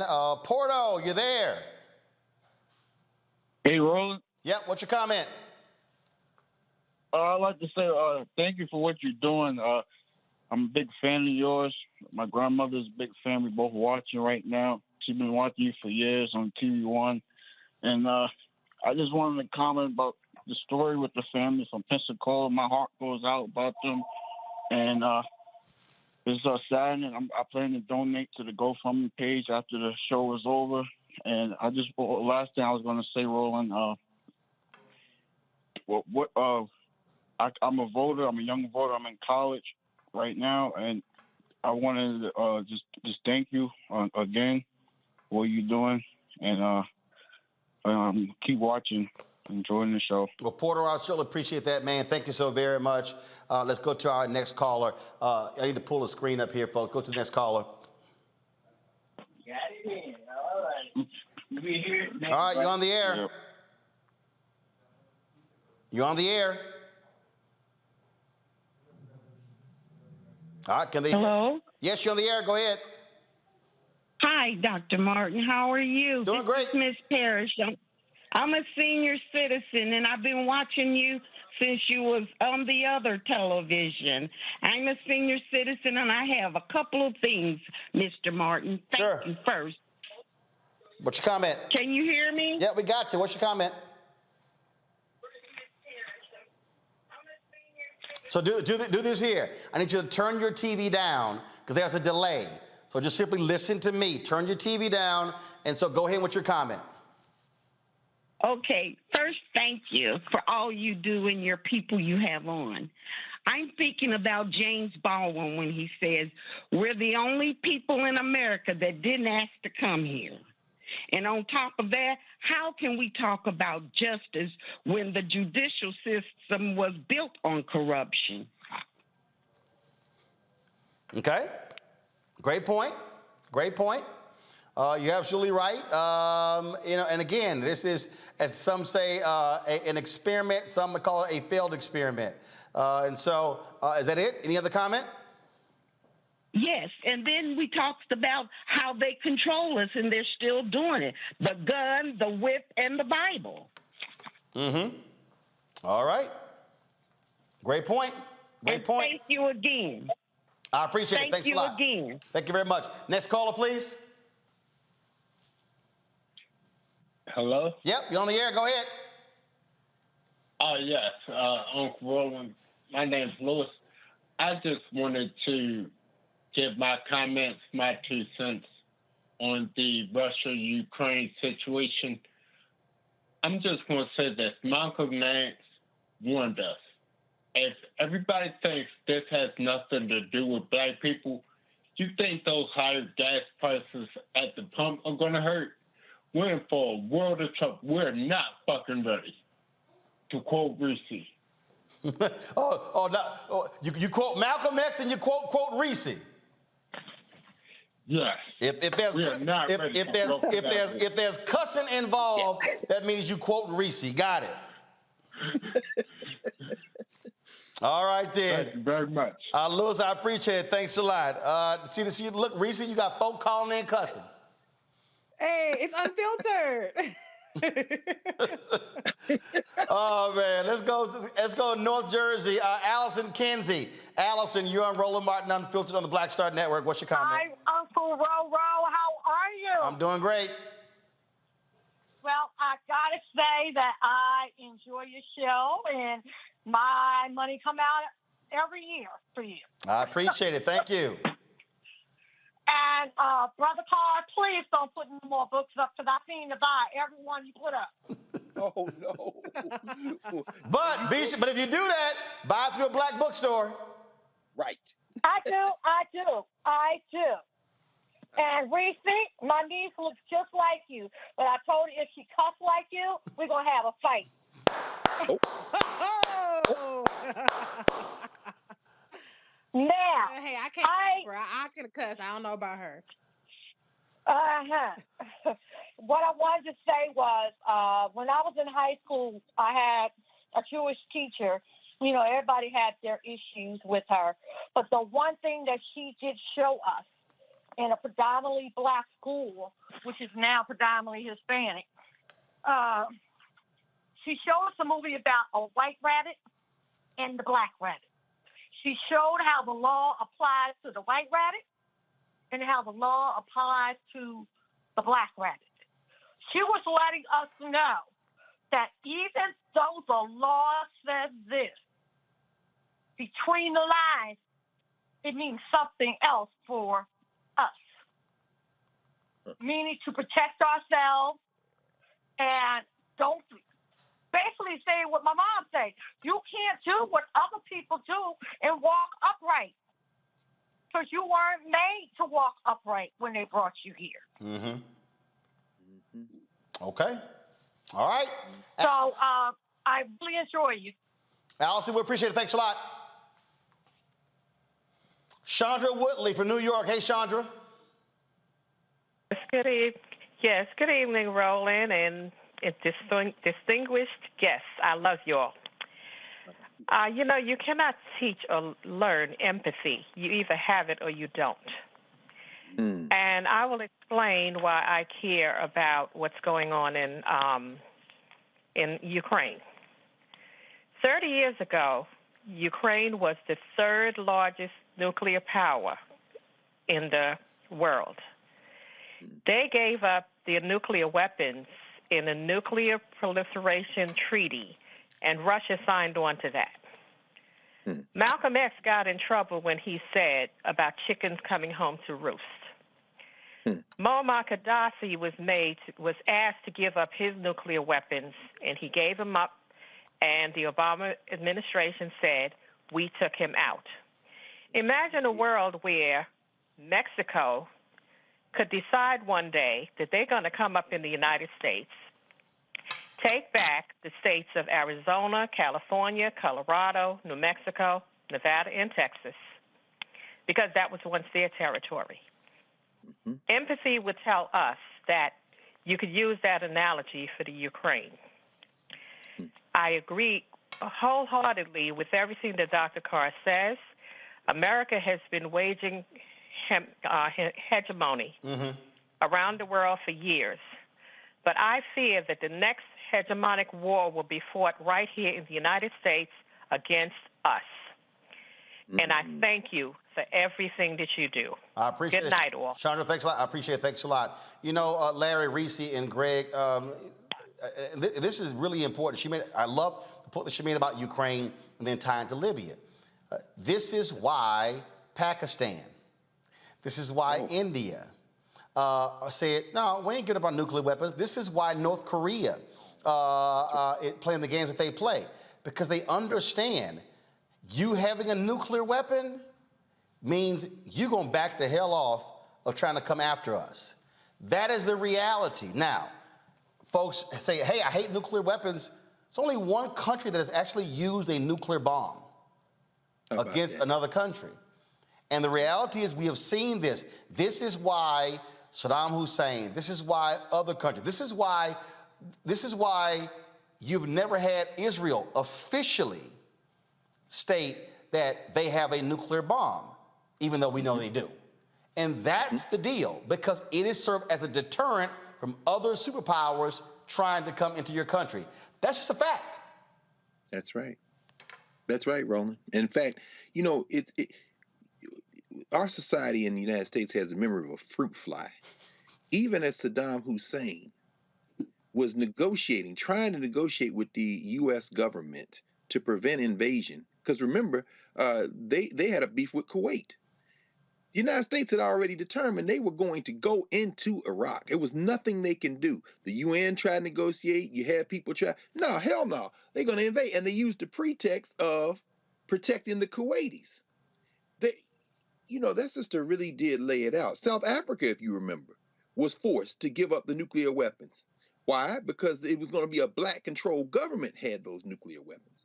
And what she has said, again, I mean, and we know, and we're looking at our brother, and you've had him on this show now. I'm sure he's swamped with interviews everywhere. I've been trying to follow Jarrell Starr a little bit, and he's in Ukraine right now. I think he's in Kiev. And of course, we know who suffers in war: the people. It ain't the politicians, it's the people. And so, I'm really thinking about the regular folk in places like Taiwan and other places, because trust us, China got the bomb. And China is looking to see how this is going to play out. This can't be won with force. I don't know that it can be won with diplomacy. Some of this we may just have to eat, because at the end of the day, if you got the bomb and they got the bomb, as Curtis Mayfield said, if there's hell below, we all gonna go, and we along for the ride at this point. Something's got to give, and I think we should all be very concerned about the situation we're in right now. I agree, absolutely. The next caller, I think, has a question for you, Greg. Devin Young. Devin, you're on Roland Martin Unfiltered. What's your question? Hey, how y'all doing? Appreciate everything you're doing, Roland. Reese, you look so much like my beautiful sister. So apparently on this call, you're hearing from your kin, I guess. Does your sister cuss like Reese? From time to time. Her name is Erica. So special affection for this panel. This question is for anyone, but I have a feeling Dr. Carr will want it. It relates to Black History Month and the trials happening now. Carter G. Woodson in Miseducation of the Negro says, the trial by jury originated in Africa or from Africans. How can I verify that, and what sources can I find to learn more about that? Because all I see online is England and Greece. Okay, very quickly, brother. Thank you for the question. The concept of the jury as we have it today comes out of the Western traditions, the English common law. But if you're talking about a kind of tribunal to judge between two disputants, where a lawyer is representing one side, you can find that in the ancient Egyptians. In fact, if you look at the dispute between, the Greeks would call him Thoth, Thoth. This dispute between Horus and his uncle Set. They fought each other over control of the Nile Valley, and Horus was represented by Thoth, Thoth, and the jury were the Netjeru, who represented each of the states, for lack of a better term, in ancient Egypt. Their first trial is Egyptian. Look up the Battle of Horus and Set, and from there, look up the trial. I believe it was the Ennead, which is the 9, who judged. But that was the jury trial, brother. And that's about as old as it gets in human history. All right. Devin, we appreciate it, man. Thank you so very much. I'm going to do calls for 3 more minutes. Let me quickly go to Russell. Russell, you're on Roland Martin Unfiltered. What's your comment? Hello? Yes, you're on the air. Yes. Roland, I want to thank you guys for what you do every day. And this question is for the whole panel. Do you guys believe that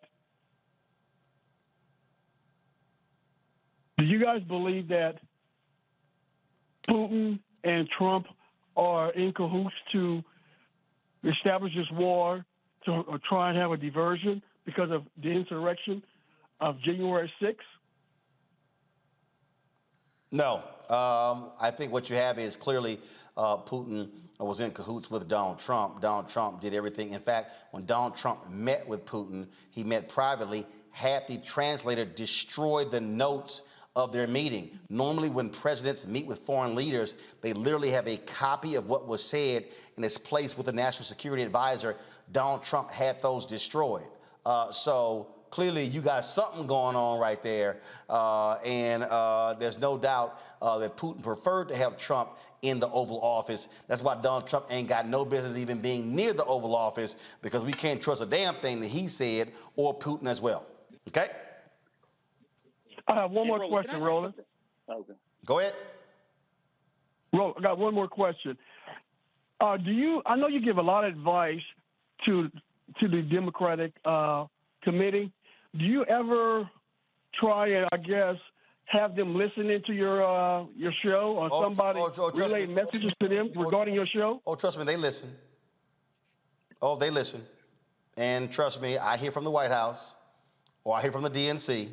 And what people understand is we make it perfectly clear that we're going to be honest with them on every single turn. So they know exactly where we stand on these issues. And they don't just hear from the show, they hear from me directly.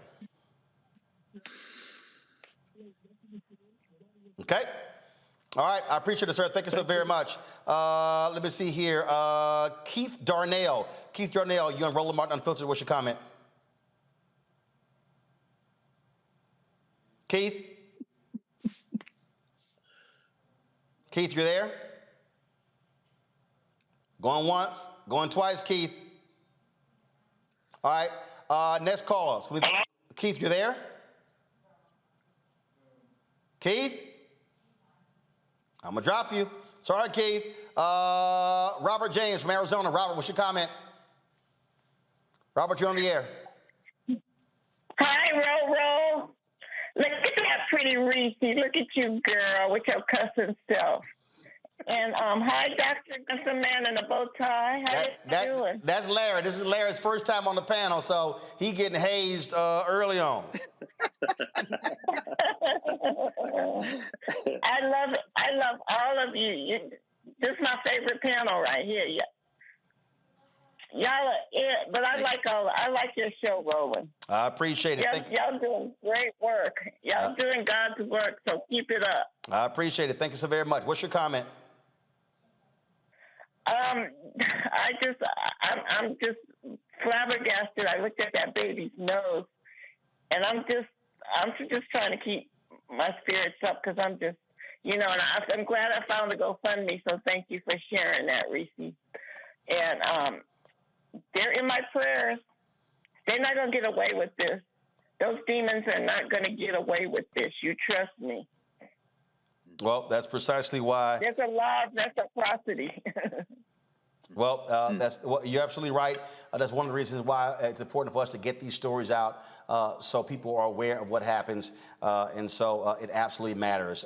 We appreciate your phone call. Thanks a lot. God bless y'all. Thank you very much. I'm going to close this out this way. I'm going to go Larry, Reese, and then Greg.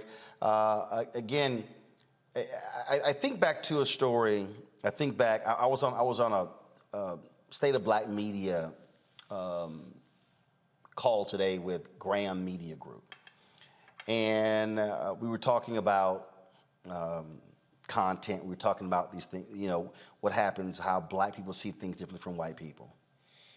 And when I was at TV One, the first CEO we had at TV One was my man Jonathan Rodgers, our frat brother, Greg. And when Jonathan retired, he was replaced by Wanya Lucas, and then she left, and then we hired Brad Siegel. And one day we were in Brad's office, and Brad was the first white president of TV One. And Brad asked me, well, the stories that you do on the show, I just think we're seeing the same thing every day. I said, what do you mean? He said, it's, every day it's these shootings and police brutality. I said, because that's the shit that's happening to Black people, Brad. And that's what we cover. And then if we don't cover it, then who will? And so he wanted me to do this thing where to sort of explain why we were doing certain stories. And I said, why would I do that? Well, for people who don't understand, I said, Black people understand it, Brad. You're not Black. I don't have to explain to Black people why we do stories on police brutality. And now mind y'all, I was the host, but also the managing editor, which I had final say-so on content. And I said, Brad, you know what? Just do me a favor. Why don't you focus on prime time? I said, why don't you focus on prime time and dealing with advertising, and why don't you leave the news content to me on News One Now? Now, I'm sure he was taken aback because he was the president of the network, but I ain't give a damn. Because I wasn't about to sit here and have to explain myself as to why I was doing these stories. I said, because Brad, Black folks are the ones getting shot by the cops and getting beat by the cops, and if we don't do these stories, well, who the hell will? So maybe when they stop shooting and killing Black folks, then it won't be my lead story.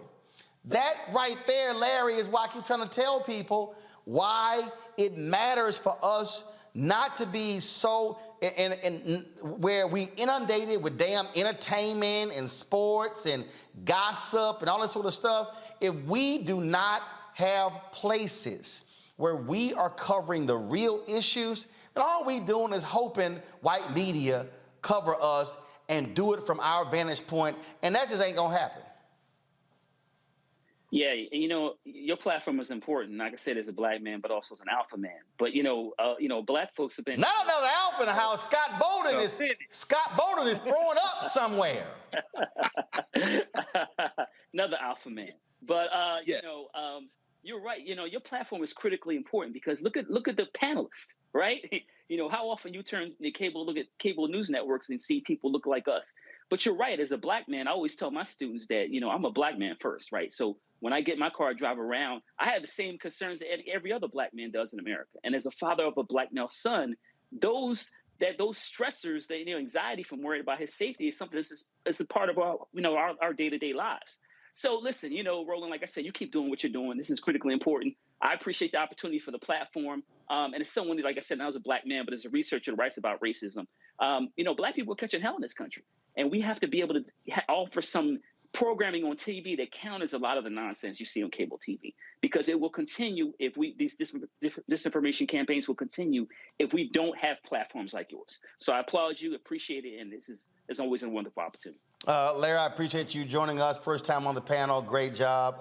And of course, see, you didn't put the alpha part in your email when you asked to come on the show. Yes, I did. You missed it. You did? I must have missed that. I must have missed that part there. You missed it. I must have missed that one. Reese, again, first of all, y'all show me the latest. Give me the latest. And again, this is the power of Black-owned media. When we started this, they had $935. We've almost hit 90, but first of all, we've actually exceeded that in that that's now multiplied, gone from $935 to $9,368. And the thing is, when you go on these other networks, they ain't gonna put that GoFundMe up. This is why our voices matter. Reese, go ahead. Right. This is where that community is built. This is where we are the ones who are going to be the change that we want to see. We don't have to beg for coverage. We don't have to beg for scraps of representation and being talked about briefly in very narrow lenses. We have a broad array of concerns, of expertise, and people who can provide opinions that are not monolithic. And that's the importance of the Black Star Network, of the programming, in addition to Roland Martin Unfiltered and of Roland Martin Unfiltered, because this is really where you can get the facts. And this is where it's not about the cool kids club and who knows who and who gonna keep looking out for who. It's about the folks who have the knowledge and the folks who are going to give it to you real straight up, no chaser. And you ain't got to agree with everything that everybody has to say, but we don't have to continue looking and begging elsewhere to get the kind of representation that we get here every single night on Roland Martin Unfiltered. It ain't about what's going viral with Don Lemon said or somebody else on the white-facing networks. We say that stuff every day. It ain't nothing new over here. So we have to value, and I've said that, it's been a while since I've said this, but we have to value our own shit. And we have to value the expertise in the words and the sentiment that comes from our own shit. And when we do that, then we'll get even more eyes and we'll get even more power and we'll get even more community and we'll get stronger together when we put the value on what we can produce like we do the other stuff. And you know, Greg, I wasn't initially going to mention this, but I'm just going to go ahead real quick.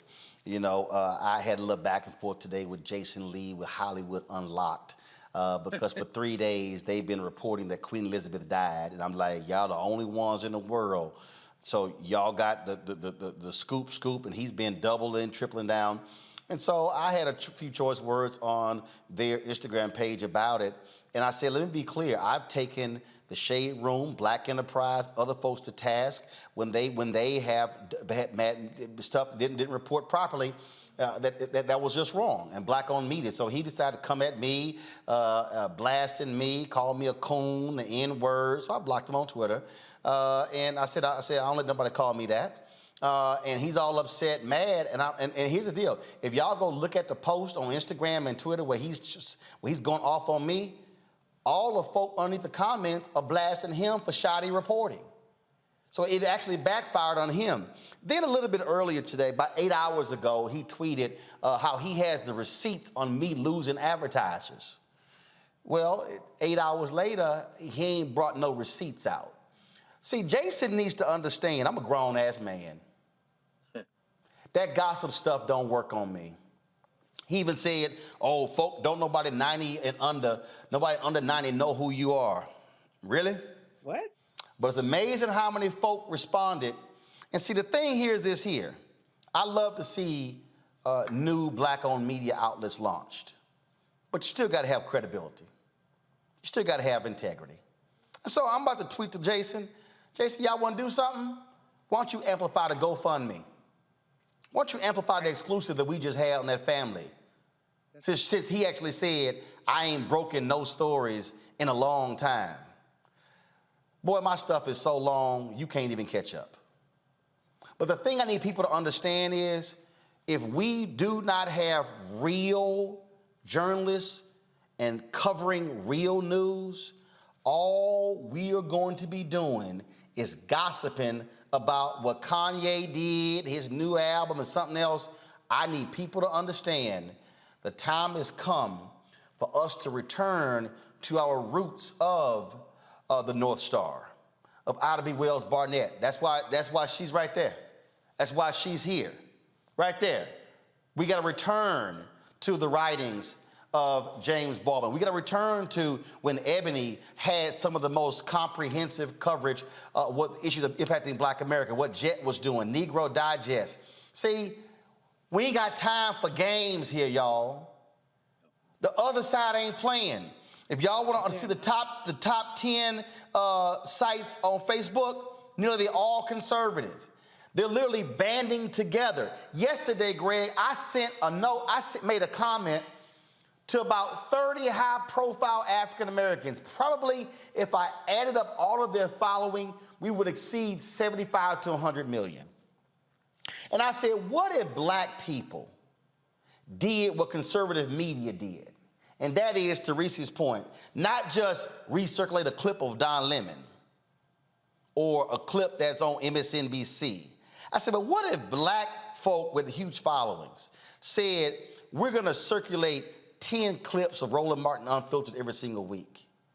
And then we're gonna circulate clips from this Black-owned media outlet, and then this one right here. I said, you know what would happen? The following would rise dramatically, which also raises the revenue of those companies. That's right. And a couple of people responded, oh man, you're right.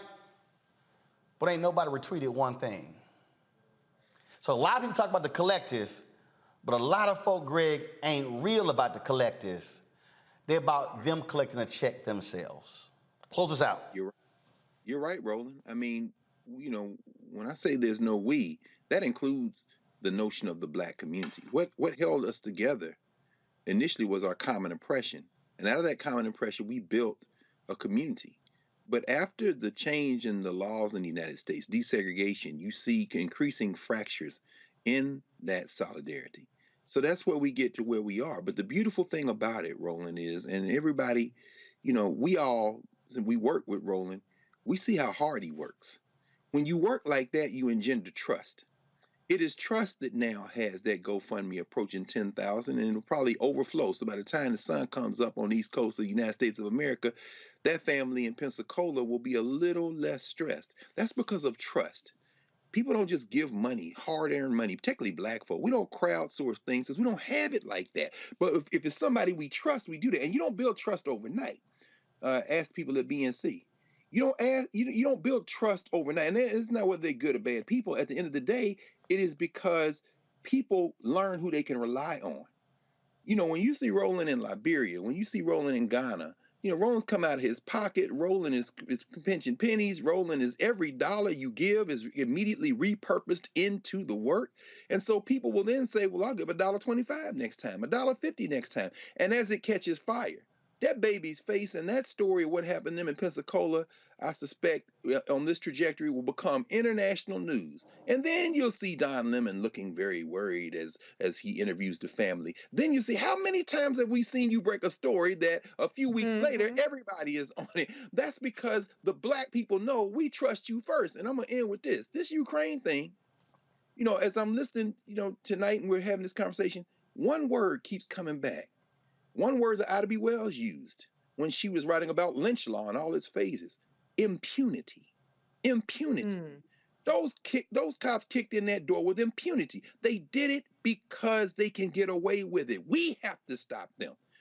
Vladimir Putin invaded Ukraine because nobody stopped him in 2014 when he took Crimea.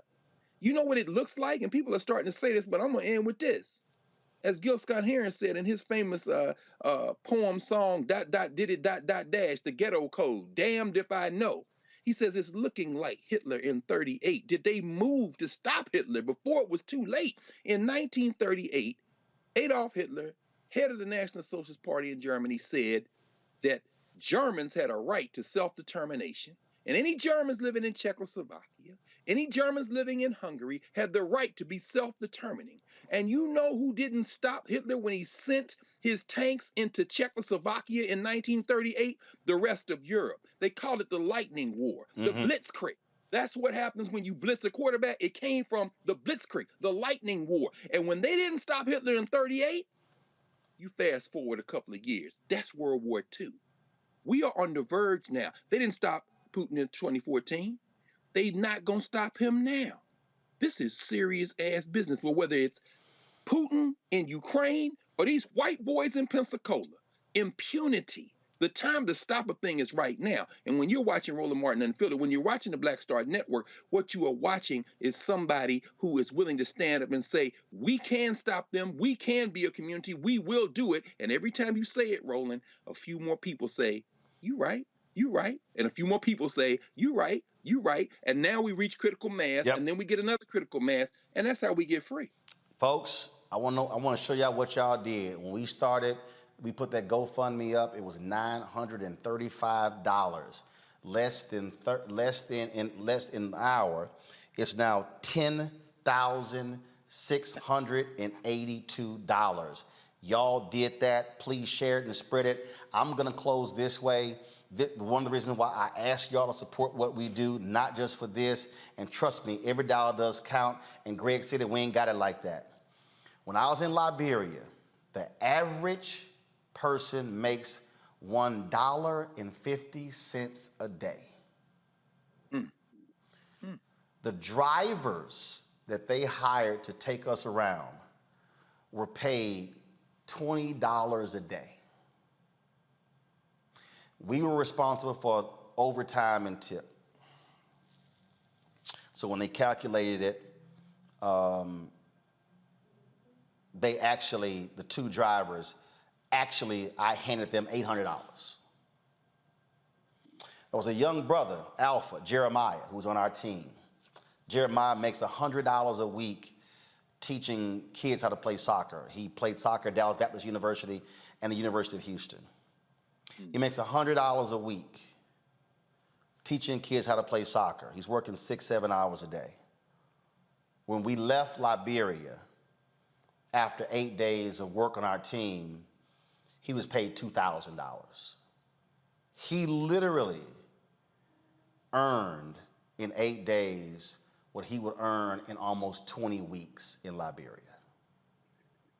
So what I need y'all to understand, when you support this show, we are placing money back in the hands of black people in America and also in other parts. Because what I'm not going to do is travel to Africa and then say, I'm gonna give you $50. No, I'm gonna pay you what's right and what's fair. And so support us in what we do. Here's how you can give. The P.O. Box, we have it, 57196, Washington, D.C., 20037. Cash App, $RM Unfiltered, PayPal, R Martin Unfiltered, Venmo's RM Unfiltered, Zelle is Roland at RolandSMartin.com, Roland at RolandMartinUnfiltered.com.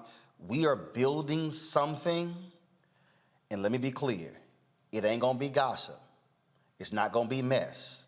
I don't do reality people on this show because somebody has gotta speak truth to the news and the issues that impact our people. Larry, Greg, Reese, I appreciate it. Thanks a lot. Folks, I will see you guys tomorrow right here on Roland Martin Unfiltered. Sorry for going long. That was not the plan today, but those things happen. I'll see you tomorrow. Ho!